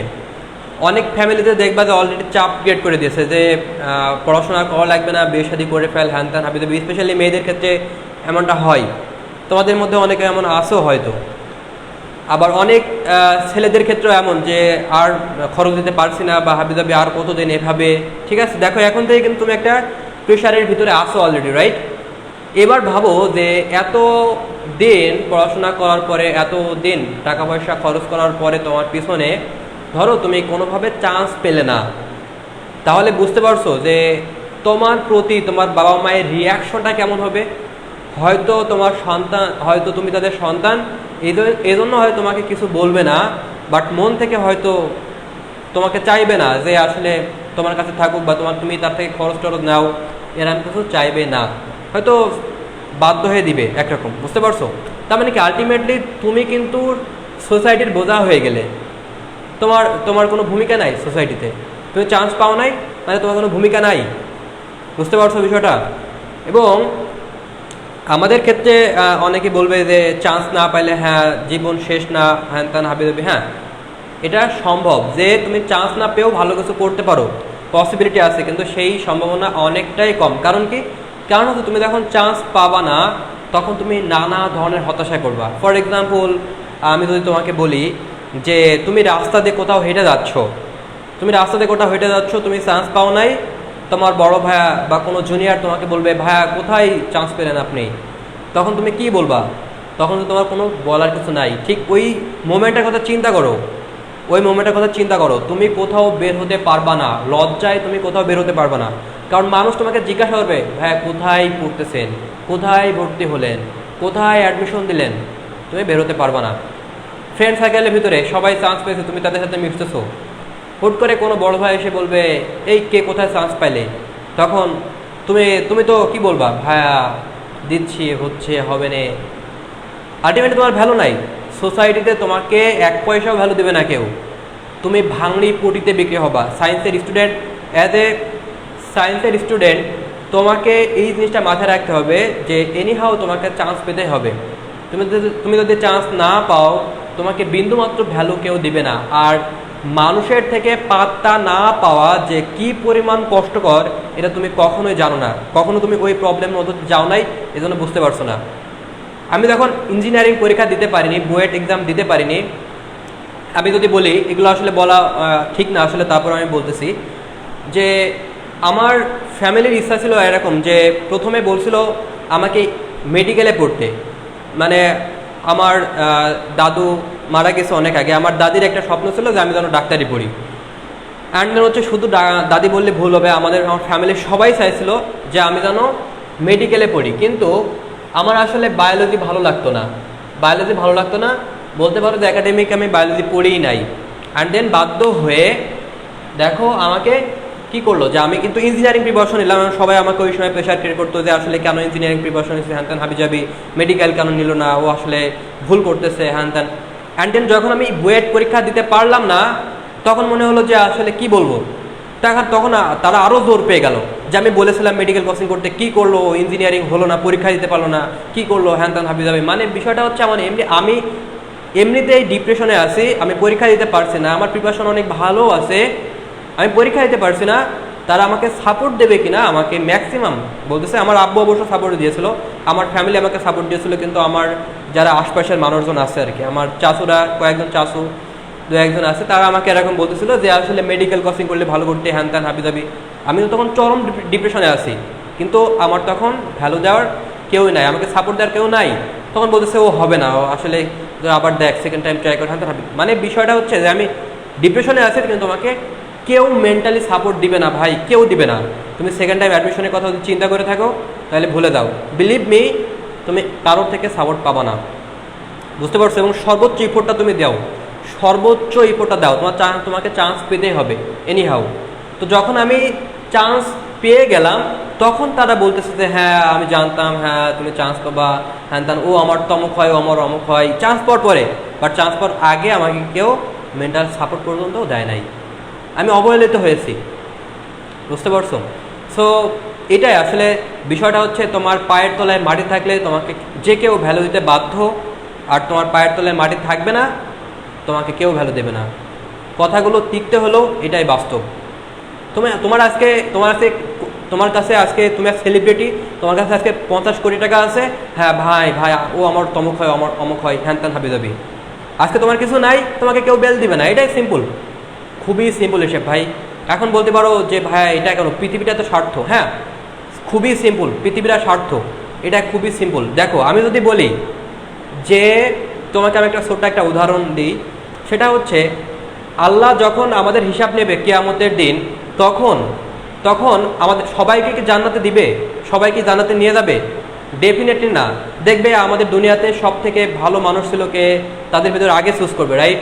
কে নামাজ কালাম পড়তো, কে রোজা রাখতো, হজ জাকাত সব কিছু পালন করেছে, সেই সমস্ত মানুষদেরকে আল্লাহ বেছে নিচ্ছে, আল্লাহ কিন্তু চুজ করে নিচ্ছে, রাইট? তাহলে আমরা তো মানুষ, আমরা তো স্বাভাবিক, আমরাও তো চুজ করে নিব, রাইট? আমরা আমাদের যেটা পছন্দ হয় সেটা চুজ করে নিব। তো স্বয়ং আল্লাহই পছন্দ অনুসারে খুঁজে নিচ্ছে। সো সিম্পল, তোমার যদি কোনো কৃতিত্ব থাকে, তোমার যদি কোনো গুণাবলী থাকে, তোমার সোসাইটিতে ভ্যালু থাকবে, না হলে ভ্যালু থাকবে না, খুবই সিম্পল, ইটস হিউম্যান নেচার। তোমাকে মেনে নিতে হবে এগুলো, অ্যান্ড দেন এভাবে চলতে হবে। সো মানুষের থেকে পাত্তা পাওয়ার জন্য তোমাকে অ্যাটলিস্ট ভালো করে পড়াশোনা করতে হবে। আরেকটা বিষয় তোমাদের একটু বলি, যে অনেকে বলে যে ভাইয়া ঢাকা ইউনিভার্সিটি বাদেও তো রাজশাহী ইউনিভার্সিটিতে পড়ে ম্যাজিস্ট্রেট হওয়া যায়, এসপি হওয়া যায়, পুলিশ ক্যাডার বা ফরেন ক্যাডার হওয়া যায়। হ্যাঁ খুবই ভালো, তুমি রাজশাহী ইউনিভার্সিটিতে পড়ে, রাজশাহী কলেজে পড়েও তুমি হতে পারো, কোনো ব্যাপার না। বাট একটা পার্থক্য থাকবে, সেই পার্থক্যটা কি জানো? অ্যাটিটিউডে। এবং কেন এটা বলতেছি, তুমি যখন ঢাকা ইউনিভার্সিটিতে পড়বা, ঢাকা ইউনিভার্সিটির তুমি যখন নীল খেতে যাবা, তার লাইব্রেরির পাশে যাবা, তুমি তখন ফিল করতে পারবা যে একটা বড় একটা বুক হাউস আছে, তুমি সেখান থেকে কিছু শিখতে পারবা। ঢাকা ইউনিভার্সিটিতে যখন তুমি হলে থাকবা, তখন দেখবা যে 64 জেলার মানুষ হলে থাকতেছে, এবং 64 জেলার মানুষ যখন হলে থাকতেছে, এবং তোমার বন্ধু যখন ডিফারেন্ট টাইপের জেলার মানুষ আছে, তখন কি হয় যে আমরা একসময় হলে বসি, ডিবেট করি যে আমার অঞ্চলে কি আছে, তোমার অঞ্চলে কি আছে, হ্যান ত্যান হাবিজাবি। তখন কি হয় যে বাংলাদেশ সম্পর্কে একটু জানা হয়ে যায়, যে তার টার্গেট থাকছে তার জেলা সম্পর্কে ভালো কিছু রিপ্রেজেন্ট করা, আর একজন তার জেলা সম্পর্কে রিপ্রেজেন্ট করা। এতে করে কি হচ্ছে, একসাথে হলে থাকছে, অ্যান্ড দেন কি হচ্ছে বিষয়টা দেখো, ডিবেট করার মাধ্যমে তুমি কিন্তু সাধারণ জ্ঞান অংশটা জেনে যাচ্ছ, এটা পরবর্তী তোমার বিসিএসে বড় একটা ভূমিকা রাখে। এরপরে দেখো তুমি রাজশাহী ইউনিভার্সিটির কথা বলো বা আদার্স ভার্সিটি, তারা কিন্তু খুব বেশি হলে থাকে না, তারা বাইরে থাকে, কারণ কি তাদের কস্টিংটা কম, এই জন্য ম্যাক্সিমাম ক্ষেত্রে বাইরে থাকে। বাট ঢাকা ইউনিভার্সিটিতে পড়লে তোমার কস্টিংটা অনেক বেশি, যার কারণে তোমাকে বাধ্য হয়ে হলে থাকতে হবে, এবং এই হল লাইফ তোমাকে অনেক বেশি কিছু শিখিয়ে দেবে। তো বিষয়টা হচ্ছে এরকম যে তুমি যখন হলে থাকতেছো তখন তোমার এই অ্যাটিটিউডগুলো বেশি ফোকাস করো। আমি এরকম দেখেছি, আমি যখন রাজশাহী ভার্সিটিতে ঘুরতে গেছিলাম, আমি বেশ কয়েকটা ভার্সিটিতে ঘুরেছি। তো আমি যখন রাজশাহী ভার্সিটিতে ঘুরেছি তখন এরকম হয়েছে যে তারা যখন লাইব্রেরিতে, আমি যখন লাইব্রেরিতে গেছি, রাজশাহী ইউনিভার্সিটির লাইব্রেরিতে গেছিলাম, তো লাইব্রেরিতে দেখেছি ময়লা পড়ে আছে। তো আমি আর বন্ধুকে জিজ্ঞাসা করলাম এখানে ময়লা কেন? তখন সে বলতেছে আসলে লাইব্রেরিতে তেমন কেউ পড়ে না, সবাই হলে বা রুমে পড়ে। তো আমি ভাবলাম যে হ্যাঁ, ঢাকা ইউনিভার্সিটিতে বিসিএসে কেন বেশি চান্স পাই? এটার কারণ হলো ঢাকা ইউনিভার্সিটিতে লাইব্রেরি খোলে 8টার সময়, সকাল 8টায় লাইব্রেরি খোলে, সকাল 8টায় লাইব্রেরি খোলে। আর তুমি যদি সকাল 8:10-এ যাও তাহলে তুমি লাইব্রেরিতে একটা সিট পাবা না, লাইব্রেরিতে সিট পাবা না।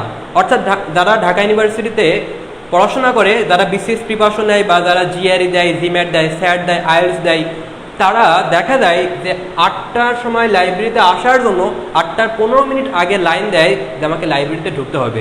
সায়েন্স লাইব্রেরির কথা বলতেছি, হয়তো সেন্ট্রাল লাইব্রেরিতে আরও বেশি ভিড় হবে। সো সায়েন্স লাইব্রেরিতে এরকমটা হয়, অথচ রাজশাহী ইউনিভার্সিটির লাইব্রেরিতে কোনো মানে জনসংখ্যায় না, একটা ময়লা পড়ে আছে। তাহলে কেন ঢাকা ইউনিভার্সিটির স্টুডেন্ট ভালো করবে না বলো তুমি আমাকে?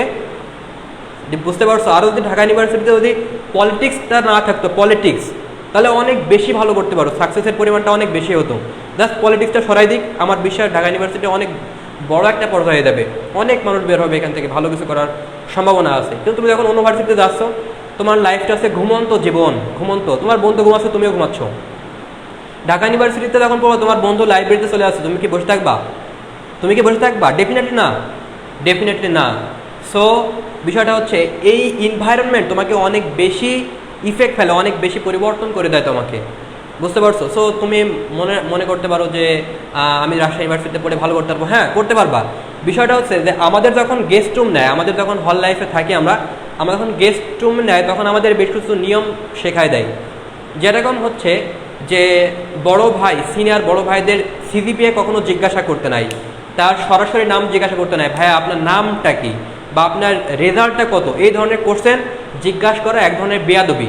তারপরে আমি যদি বলি বড় ভাইদের রুমে যাওয়ার আগে পারমিশন নিয়ে যেতে হয়, এরকম বেশ কিছু রুলস আছে। তারপরে তুমি যখন জুনিয়র থাকবা তখন তুমি লুঙ্গি বা ট্রাউজার পরে তুমি বাইরে বের হতে পারবা না। তুমি যখন সিনিয়র হবা তখন হ্যাঁ তুমি যেতে পারো, কিন্তু জুনিয়র হওয়ার সময় তুমি এগুলো করতে পারবা না। তুমি যখন কারোর সাথে কথা বলবো তখন হেসে সালাম দিয়ে হ্যান্ডশেক করতে হবে, এক ধরনের ম্যানার, এগুলো আমাদের গেস্ট রুমে শেখানো হয়।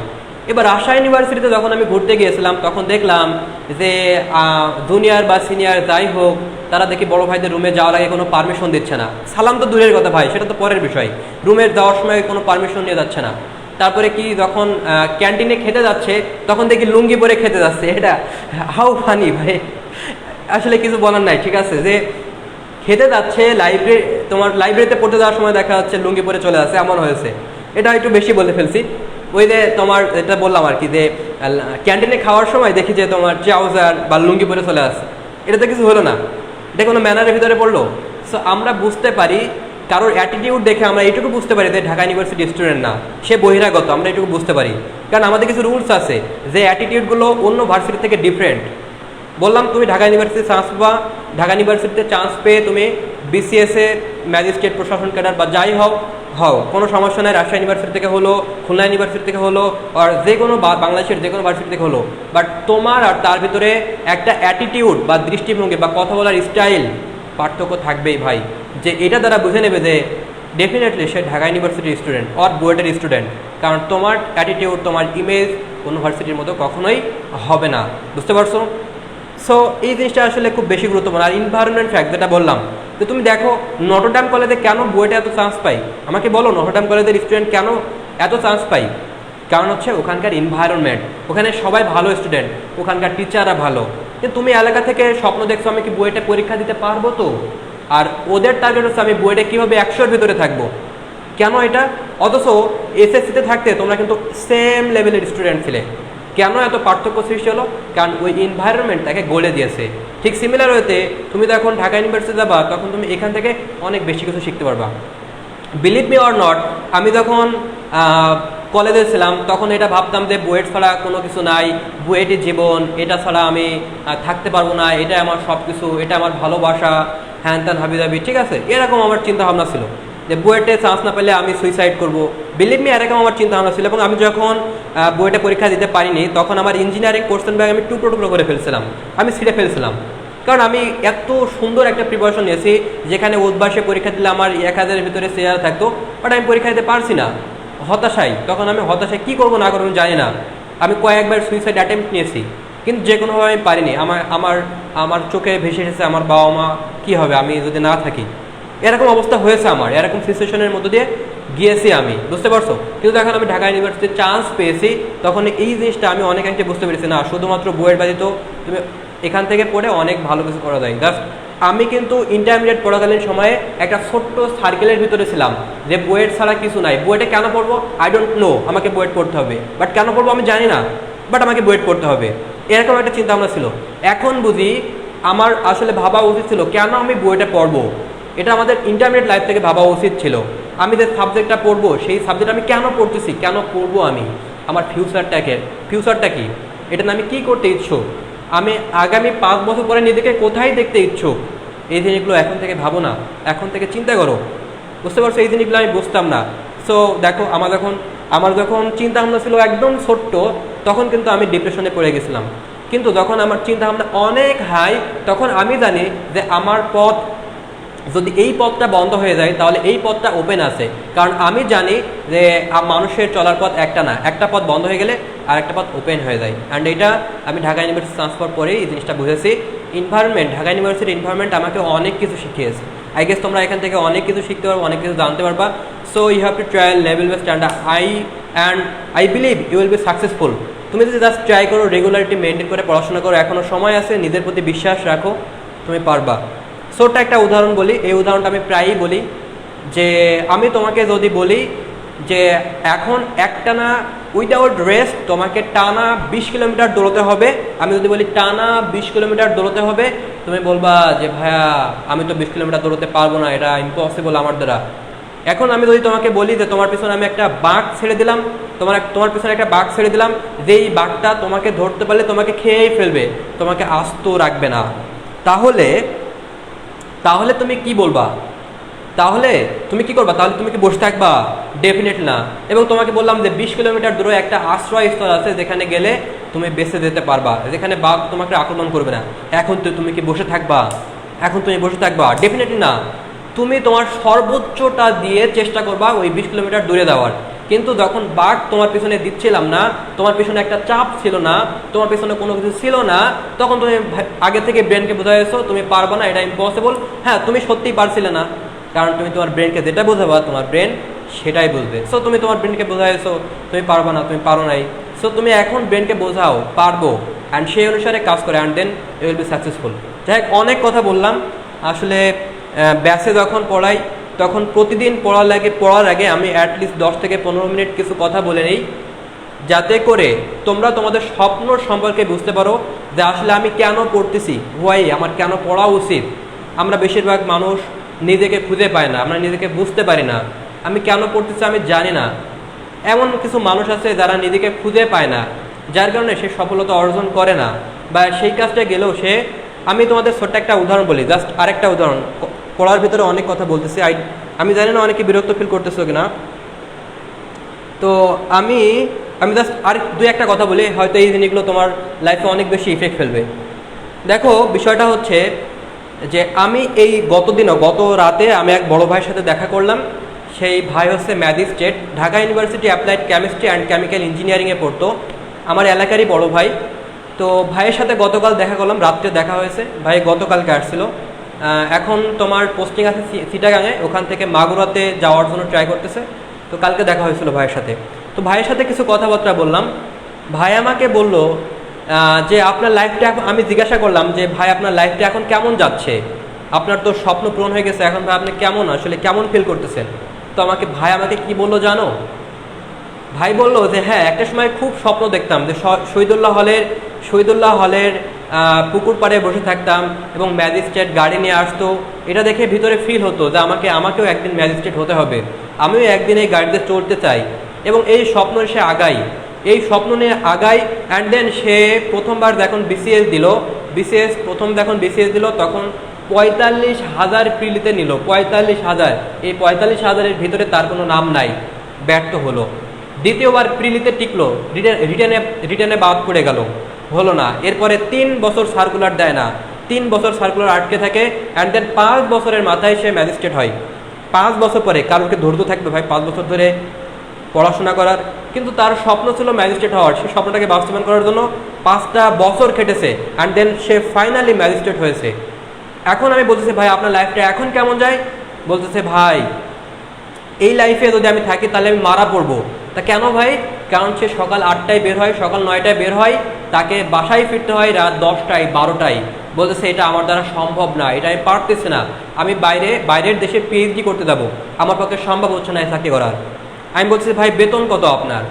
ভাই বললো 40,000 টাকা বেতন এখন পাচ্ছে, তো 2 বছর পরে তার বেতন হবে 75,000 টাকা। তো এখন বিষয়টা হচ্ছে আমি বলতেছি যে আদার্স কোনো ওয়ে নাই ইনকাম করার? বলছে অনেক ওয়ে আছে, যদি আমি ঘুষ খাই তো মাসেই আমি 20 লাখ টাকা 30 লাখ টাকা ইনকাম করতে পারবো ইজিলি, আমি যদি ঘুষ খাই।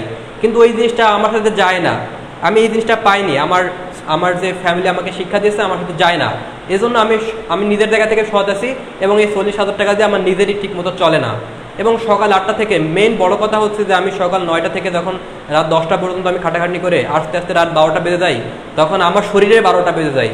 রাত 12টা যখন আসে তখন আমার অস্তিত্ব থাকে না, বুঝতে পারছো? সে অথচ দেখো সে কিন্তু প্যাশন থেকে করে নাই ভাই, সেই কাজটা কিন্তু প্যাশন থেকে করে নাই, এই জন্য তার এই কাজটা কঠিন মনে হচ্ছে। সে স্বপ্ন দেখেছে কি জন্য? অন্যরা একজন বিসিএস ক্যাডার হয়েছে, সে গাড়িতে চলেছে, তাই আমাকে গাড়িতে চড়তে হবে, তাই সে ম্যাজিস্ট্রেট হয়েছে। অ্যান্ড দেন সে কিন্তু এক সময় হয়তো বাইরের মানুষ তাকে অনেক বেশি সম্মান দিচ্ছে, যে সে ম্যাজিস্ট্রেট বা সে পুলিশ, অনেক বেশি সম্মান দিচ্ছে, কিন্তু সে তো ভিতরে পড়ে যাচ্ছে, সে তো ভালো নাই, তার অস্তিত্ব নাই। মানুষ সম্মান দিয়ে কী হবে ভাই? সে নিজে তো ভালো নাই। কিন্তু আমি যদি আরেকটা উদাহরণের কথা তোমাদের বলি, উদ্ভাসের প্রতিষ্ঠাতা মাহমুদুল হাসান সোহাগ ভাই বলতো যে আমার পড়ানোর প্রতি এতটা প্যাশনেট ছিলাম আমি, যে আমি যখন উদ্ভাস প্রতিষ্ঠা করি, প্রথম দিকে আমি টানা 13 ঘন্টা ক্লাস নিয়েছি। টানা 13 ঘন্টা। এটা কিভাবে সম্ভব হয়েছে ভাই? টানা 13 ঘন্টা কি বক বক করা চারটেখানি কথা? কারণ সে 13 ঘন্টা ধরে বকেছে, 13 ঘন্টা ধরে পড়াইছে। এর কারণ হচ্ছে পড়ানোর প্রতি তার একটা আবেগ ছিল, একটা ইমোশন ছিল, আর এই ইমোশনটাকে কাজে লাগিয়ে সে কিন্তু একটা সময় একটা বড় একটা সফলতা পেয়েছে। আজকে শুধুমাত্র সে উদ্ভাসের প্রতিষ্ঠাতা এমন না, আজকে সে কিন্তু উন্মেষের প্রতিষ্ঠাতা, ভার্সিটি এটার প্রতিষ্ঠাতা, অন্যরকম পাঠশালা এটার প্রতিষ্ঠাতা, রকমারি এইটার প্রতিষ্ঠাতা, বিজ্ঞান বক্স এটার প্রতিষ্ঠাতা। এরকম তার প্রায় 8টা কোম্পানি আছে যার প্রতিষ্ঠাতা সে নিজেই, এবং তার সহকর্মী আর একজন আছে লিটন ভাই। এই 2 জন মোটামুটি এখন চালাচ্ছে। কিভাবে সম্ভব হলো ভাই? কিভাবে সম্ভব হলো? একজন সোহাগ ভাই শুধুমাত্র ফিজিক্স পড়াতো, আর একজনও ফিজিক্স পড়াচ্ছে, কিন্তু 2 জনের ভিতরে ডিফারেন্ট কেন? কারণ সোহাগ ভাই দেখেছে তার যে টেন্ডেন্সি, তার যে চিন্তা ভাবনা ছিল, সে ভেবেছে তাকে এন্টারপ্রেনার হতে হবে, তাকে উদ্যোক্তা হতে হবে, সে শিক্ষা উদ্যোক্তা হতে চেয়েছে। অ্যান্ড দেন ফাইনালি সে বড় একটা অ্যাচিভমেন্ট পেয়েছে। সে কিন্তু 5 বছরের মাথায় কোনো সফলতা পায় নাই, 8 বছরের মাথায় সে সফলতা পেয়েছে। 5 বছরের মাথায় সফল হয় নাই, ব্যর্থ হয়েছে, তারপরও লেগেছিল, কারণ সেই কাজটা করতেছে সে ইমোশন থেকে, সে আবেগ থেকে, সেই কাজটার প্রতি তার প্যাশনেট ছিল, এই জন্য সে একটা সময় সাকসেসফুল হয়েছে। কাজেই তোমাকে দেখতে হবে মানুষ যে কাজটা করতেছে বলেই, যে মানুষ পুলিশ, ম্যাজিস্ট্রেট, এসপি হচ্ছে বলেই তোমাকে হতে হবে, বিষয়টা এমন না। মানুষ তোমাকে সম্মান দেবে, তুমি কি এই জন্য নিজের ক্যারিয়ার গড়ে তুলতে চাও? যদি তুমি এটা করে থাকো তাহলে তুমি ভুল ডিসিশনে আসো, তুমি ভুল সিদ্ধান্তে আসো। দেখো সাইপুর স্যারের কথা যদি বলি, ঢাকা ইউনিভার্সিটির আইবিএর টিচার ছিল, আইবিএর টিচার ছিল। আইবিএর স্টুডেন্ট হওয়া যেখানে অনেক বেশি ডিফিকাল্ট, সেখানে সাইপুর স্যার ছিল ঢাকা ইউনিভার্সিটির আইবিএর টিচার ছিল।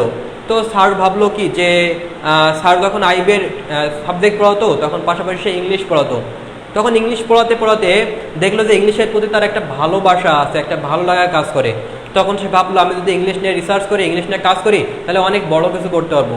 তখন ভাবলো সে ঢাকা ইউনিভার্সিটির চাকরি কি ছেড়ে দিবে নাকি ছেড়ে দিবে না, ছেড়ে দিবে না। একটা সময় কি হলো যে সে ডিসিশন হলো সে চাকরি ছেড়ে দিবে। ফ্যামিলির সবাই বলতেছে ও কি পাগল, ঢাকা ইউনিভার্সিটির চাকরি ছেড়ে দিবে, কি পাগল? স্বাভাবিক, খুবই সিম্পল, কারণ আমাদের মস্তিষ্ক, আমাদের মেধা, আমাদের চারপাশের মানুষ রিস্ক নিতে চায় না, তার একটা সিকিউরড লাইফ চাই, এই জন্য সে রিস্ক নিতে চায় না, বলতেছে এগুলো ছেড়ো না। কিন্তু সে যখন ছেড়ে দিল, স্যার বলতেছে আমি যখন ঢাকা ইউনিভার্সিটির চাকরি ছেড়ে দিলাম তখন আমার মনে হলো যে আমি জেলখানা থেকে মুক্তি পেলাম, আজকে নীলক্ষেতে ঢাকা ইউনিভার্সিটি সাইপ্রাসে একটা নিজস্ব পাবলিকেশন আছে। আজকে তার শিক্ষিত সমাজ তাকে চেনে, শিক্ষিত 16 কোটি মানুষের ভিতরে হয়তো শিক্ষিত 2 কোটি মানুষ তাকে চেনে। আইএলটিএস দেওয়ার জন্য বাইরে সেখান থেকে মানুষ কোচিং করে তারপরে পড়াশোনা করে তারপরে বাইরে যায়। সো দেখো আজকে হয়তো অনেক অনেক টাকার মালিক, কয়েক হাজার কোটি টাকার মালিক। শুধু তাই না, সারা বাংলাদেশে তার কিন্তু একটা বড় ধরনের সম্মান আছে। কিন্তু সে যদি শুধু আইবের টিচার হিসেবেই থাকতো তাহলে শুধুমাত্র ঢাকা ইউনিভার্সিটির আইবের ওই গুটি কয়েক স্টুডেন্টের ভিতরেই সীমাবদ্ধ থাকতো। ওই গুটি কয়েক স্টুডেন্টই তাকে চিনতো, আর কেউ চিনতো না। বুঝতে পারছো?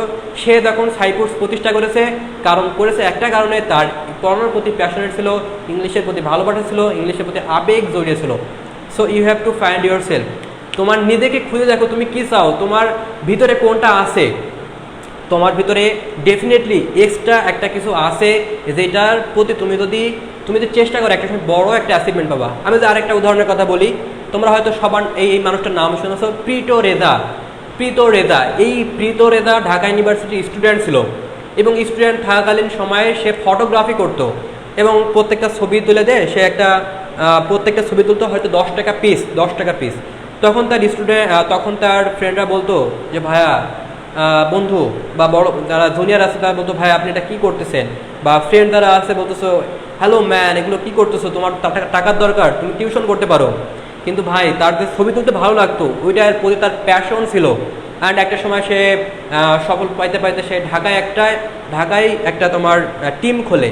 তো তখন ওর ফ্রেন্ডরা বলে যে নেক্সট টিম বা নেক্সট অফিস তুমি কোথায় করতে চাচ্ছ, হাসাহাসি করতো তার বন্ধুরা। তখন বললো নেক্সট অফিস হবে আমার আমেরিকাতে। এখন সত্যিই তার 2টা অফিস, একটা হচ্ছে আমেরিকাতে আর একটা হচ্ছে বাংলাদেশে, ঢাকাতে। সো দেখো সে কিন্তু আজকে শুধু ফটোগ্রাফি করে এরকম না, মানে সে নিজে করে না, অন্যকে করায়, এবং সে একজন উপস্থাপক অ্যান্ড মোটিভেশনাল স্পিকার, অ্যান্ড অনেক পরিচয় আছে তার, অনেক পরিস্থিতি। দেখো সে কিন্তু সফল ব্যক্তি। বুঝতে পারছো বিষয়টা? সো কেন এটা করেছে? কারণ ওই জিনিসটার প্রতি তার আবেগ ছিল। হ্যাঁ, একটা সময় তোমাকে ছোট্ট হিসেবে দেখবে, তোমার কোনো গুরুত্ব দেবে না, তোমার কোনো ভ্যালু দিবে না। আমি আমার কথাই বলি, আমি যখন আমার চ্যানেলটা স্টার্ট করি তখন আমার বন্ধুরা বলতো আরে তোর চ্যানেলে ভিউ হয় না, তোর ভিডিও তো আমরাই দেখি, এগুলো বাদ দে, এগুলো করিস না। কিন্তু আমি ওই মানুষগুলোকে ফলো করতাম, ওই মানুষগুলোর কথা আমি নিজের ভিতরে গেঁথে রেখেছি, কারণ আমি জানি আমার পড়াতে ভালো লাগে, আর এটা নিয়ে কাজ করলে ইনশাল্লাহ একটা সময় আল্লাহ আমার দিকে তাকাবে। বাট আমাকে ট্রাই করতে হবে। এই পর্যন্ত আসতে আমাকে কত কাঠখড় পথ হয়েছে তোমরা তো জানো না। আমি যখন প্রথম ভিডিও বানাই তখন আমি কিছুই জানি না কীভাবে ভিডিও বানাতে হবে। সে অনেক কষ্টের গল্প, যাই হোক ওটা আর না তুলি। তো এটাই বলতে চাচ্ছি যে তোমার নিজেকে খুঁজে দেখো, তুমি আসলে কোনটা চাও। এমন না ডাক্তার, ইঞ্জিনিয়ার, ম্যাজিস্ট্রেট ছাড়া কোনো পেশা নাই, অনেক পেশা আছে, কোনো সমস্যা নাই। শুধুমাত্র মানুষের সম্মান দেবে, মানুষ তোমাকে রেসপেক্ট করবে, এটার জন্য তুমি কখনোই তোমার ক্যারিয়ার, তোমার ডিসিশন নিতে যেও না ভাই। তোমার যেদিকে টার্গেট, যেদিকে তোমার ভালো লাগে, যেটা তোমার আবেগ জড়িয়ে আছে, তুমি এটা নিয়ে কাজ করো, একটা সময় তুমি সফল হবাই। বাট তোমাকে লেগে থাকতে হবে। অ্যাটলিস্ট 10 বছর তুমি টার্গেট রাখো, এই কাজটা আমি 10 বছর ধরে করবো অ্যাটলিস্ট। বুঝতে পারছো বিষয়টা? আমরা মানুষ যারা আছি, যারা চাকরির পিছনে ছুটি আমরা 5 বছর ধরে, আমরা চাকরির জন্য 5 বছর কেন, আমরা 7 বছর ট্রাই করতে প্রস্তুত। কিন্তু ওই 7 বছর তুমি যদি নিজেকে দাও, বিলিভ মি, তুমি 7 বছর পরে একটা বড় ব্যবসায়ী বা বড় উদ্যোক্তা হবা, এবং তোমার কাছে বাকি লাইফটা অনেক রিল্যাক্সেবল মনে হবে। তুমি পায়ের উপর পার তুলে ঘুমাতে পারবা, তোমার কেউ অর্ডার করবে না এই আজকে দেরি করে আসলে কেন। তুমি তোমার নিজের অফিসের বস। মাইন্ডসেট চেঞ্জ করো, উদ্যোক্তা মাইন্ডের হও। বুঝতে পারছো? শুধুমাত্র হ্যাঁ চাকরি হয়তো বা করলে কোনো সমস্যা নাই, কিন্তু তোমার যে প্যাশন, তোমার যে আবেগ, এটা নিয়ে তুমি কখনোই এইটার সাথে কখনোই কম্প্রোমাইজ করবা না। আমরা বেঁচে থাকি বা টিকে থাকি 2টা জিনিসের কারণে। এক, আমরা টিকে থাকি আর বেঁচে থাকি। যখন আমরা টিকে থাকি তার মানে টিকে থাকি হয়তো আমাদের কাছে কোনো পয়সা বা চাকরি বাকরি করতে হবে, এটার জন্য আমরা টিকে থাকি। আর বেঁচে থাকি যেটা আমাদের প্যাশন, যেটা আমাদের আবেগ, যেটা আমাদের করতে ভালো লাগে, যেটা ভিতর থেকে আসে, এটার জন্য আমরা বেঁচে থাকি। আর এই প্যাশনটাকে কখনো মারা যেতে দিও না। বুঝতে পারছো বিষয়টা? সো অনেক কথা বলে ফেললাম, আমি মনে হয় আজকে অনেক বেশি কথা বলে ফেললাম। তবে এই কথাগুলো তুমি যদি এই কথাগুলো ভিতরে পুষতে পারো, আমি যে কথাগুলো বললাম এইগুলো একদম বাস্তব কথাবার্তা, জীবন থেকে নেওয়া। জীবনে অনেক মানুষের সাথে মিশেছি, অনেক মানুষের সাথে মেশার সুযোগ হয়েছে আলহামদুলিল্লাহ। এবং নিজেও ধাক্কা খেয়ে খেয়ে শিখেছি। অ্যান্ড এখন বুঝি আসলে যে আমরা লাইফটাকে যে ছোট্ট পরিসরে চিন্তা করি, আমাদের লাইফটা এমন না, বৃহৎভাবে চিন্তা করো। তোমাকে তোমার ইমাজিনেশন পাওয়ারটা বাড়াতে হবে। আইনস্টাইনের একটা কথা ছিল যে যার ইমাজিনেশন পাওয়ার যত বেশি একটা সময় সেই মানুষটা তত বেশি সফল হবে। যার ইমাজিনেশন পাওয়ার যত বেশি একটা সময় সে তত বেশি ভালো কাজ করতে পারবে এবং সে ভালো কিছু চিন্তা করতে পারবে। সো তোমার ইমাজিনেশনটা বাড়াতে হবে। তুমি একটা ঘোরের ভিতরে আছে, তুমি একটা সার্কেলের ভিতরে আছে, তুমি একটা লুপের ভিতরে ঘুরতেছো, তুমি এর থেকে বের হতে পারছো না। তুমি স্বপ্ন দেখছো ডাক্তার, ইঞ্জিনিয়ার, ম্যাজিস্ট্রেট, পুলিশ, এক কথায় বিসিএস। তার মানে তুমি দেখছো ডাক্তার, ইঞ্জিনিয়ার, বিসিএস। জীবনে তো ডাক্তার হতে পারলাম না, ক্রস। ইঞ্জিনিয়ারিং পরীক্ষা দিতে পারলাম না, ক্রস। এখন আমি চেষ্টা করবো বিসিএস দেওয়ার জন্য। কেন? কারণ মানুষ আমাকে সম্মান দিবে, এই জন্য। আসলে ওই কাজটা আমি হয়তো চাই না ভিতর থেকে, কিন্তু তুমি এটা করতেছো মানুষের কাছ থেকে সম্মান পাওয়ার জন্য। কিন্তু তুমি তো ভিতরে পড়ে যাচ্ছ ভাই, তোমার ভিতরে তো সব নষ্ট হয়ে গেছে। তুমি কি এটা বুঝতে পারছো? এটা এই কথাগুলো এখন বুঝতে পারবে না, হয়তো ফিলও করতে পারবে না। কিন্তু তুমি যখন ঢাকা ইউনিভার্সিটিতে চান্স পাওয়ার 1 বছর 2 বছর যাবে, থার্ড ইয়ার উঠবা, সেকেন্ড ইয়ারের শেষের দিকে এগুলো বোঝা শিখবা। সেগুলো যদি এখন থেকে বোঝা শেখো সব থেকে ভালো হয়। আই গেস আমাকে তখন যদি এরকম কোনো গাইডলাইন কেউ দিত, হয়তো বা জীবনটাকে না অনেক বেশি সহজভাবে চিন্তা করতে পারতাম। বাট সেটা সেই সময় আসলে কেউ বলে নাই। আমাদের ঢাকাকে একে শিখেছি, কথাগুলো আমি তোমাদেরকে বললাম। আজকে হয়তো পড়ানোর বাদ দিয়ে তোমাদের এই কথাগুলো বললাম, তো আমার মনে হয় এই কথাগুলো তোমার অনেক বেশি কাজে দিবে। বুঝতে পারছো? আমি ব্যাসে পড়ানোর সময় এই কথাগুলো আমি বারবার আমার স্টুডেন্টদের ভিতরে ঢোকাই। তুমি কেন পড়তেছো, তুমি কেন এই কাজটা করতেছো, একটু খুঁজে দেখো, না হলে তুমি একটা সময় বড় বিপদে পড়বা। বুঝতে পারছো? সো যাই হোক, অনেক কথা বললাম। আমি পড়ানোর সময় এতদিন কোনো কথাবার্তা বলিনি।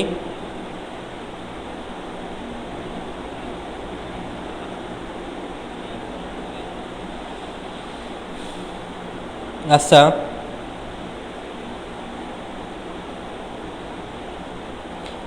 আদান দিয়ে দিতেছে। আজকে অনেক কথা বললাম তোমাদের সামনে। অ্যান্ড আজকে আসলে পড়ানোর থেকে এই সমস্ত কথাবার্তাগুলো বা বলা আমার কাছে একটু বেশি পেইন লাগে, এজন্য খুব বেশি বলা হয় না। 10-15 মিনিট বলে আসলে আমার ব্যাচে কন্টিনিউ করতাম, যদি এখন সেই ব্যাচটা নাই। যাই হোক, তাহলে আমরা আপাতত এই ক্লাসটা আজকে না নিই। আমি কালকে একটা বড় ক্লাস নেব তোমাদের। কালকে আদানের পরে তোমাদের ক্লাস নেব বিন্যাস সমাবেশের। আমার হয়তো আর আধা ঘন্টার মতো ক্লাস নিলে বা 40 মিনিটের ক্লাস নিলে হবে। এর পাশাপাশি তোমাদের আমি কালকে সম্ভাবনা করাবো। কালকে আমাদের সম্ভাবনা শেষ হয়ে গেলে আমাদের কিন্তু আর বেশি চ্যাপ্টার থাকতেছে না। কালকে একটু বড় ক্লাস নেব, আজকে আর না করাই। অনেক মোটিভেশন দিয়ে ফেললাম, এগুলো হজম করতেও সময় লাগবে। সো আজকে আর কথা না বলি। আর আরেকটা বিষয় যে আমি 16 তারিখ অথবা 17 তারিখ থেকে তোমাদের ফিজিক্স কোর্সটা হয়তো স্টার্ট করতে পারি। তো যাদের সমস্যা তারা অ্যাডমিট হয়ে যেতে পারো। আমি 16 অথবা 17 তারিখ থেকে তোমাদের সাথে ফিজিক্সেও দেখা হবে এবং ম্যাথ কোর্সটা ইনশাল্লাহ আমরা 19 তারিখে শেষ করবো ইনশাল্লাহ। আর এই তো, আজকের আর ভিডিওটা বড় না করি, আর কোনো কথা না বলি। সবাই ভালো থাকো, সুস্থ থাকো, আমার জন্য দোয়া রেখো। কালকে তোমাদের সাথে দেখা হচ্ছে, সেই পর্যন্ত সবাই ভালো থাকো। আল্লাহ হাফেজ।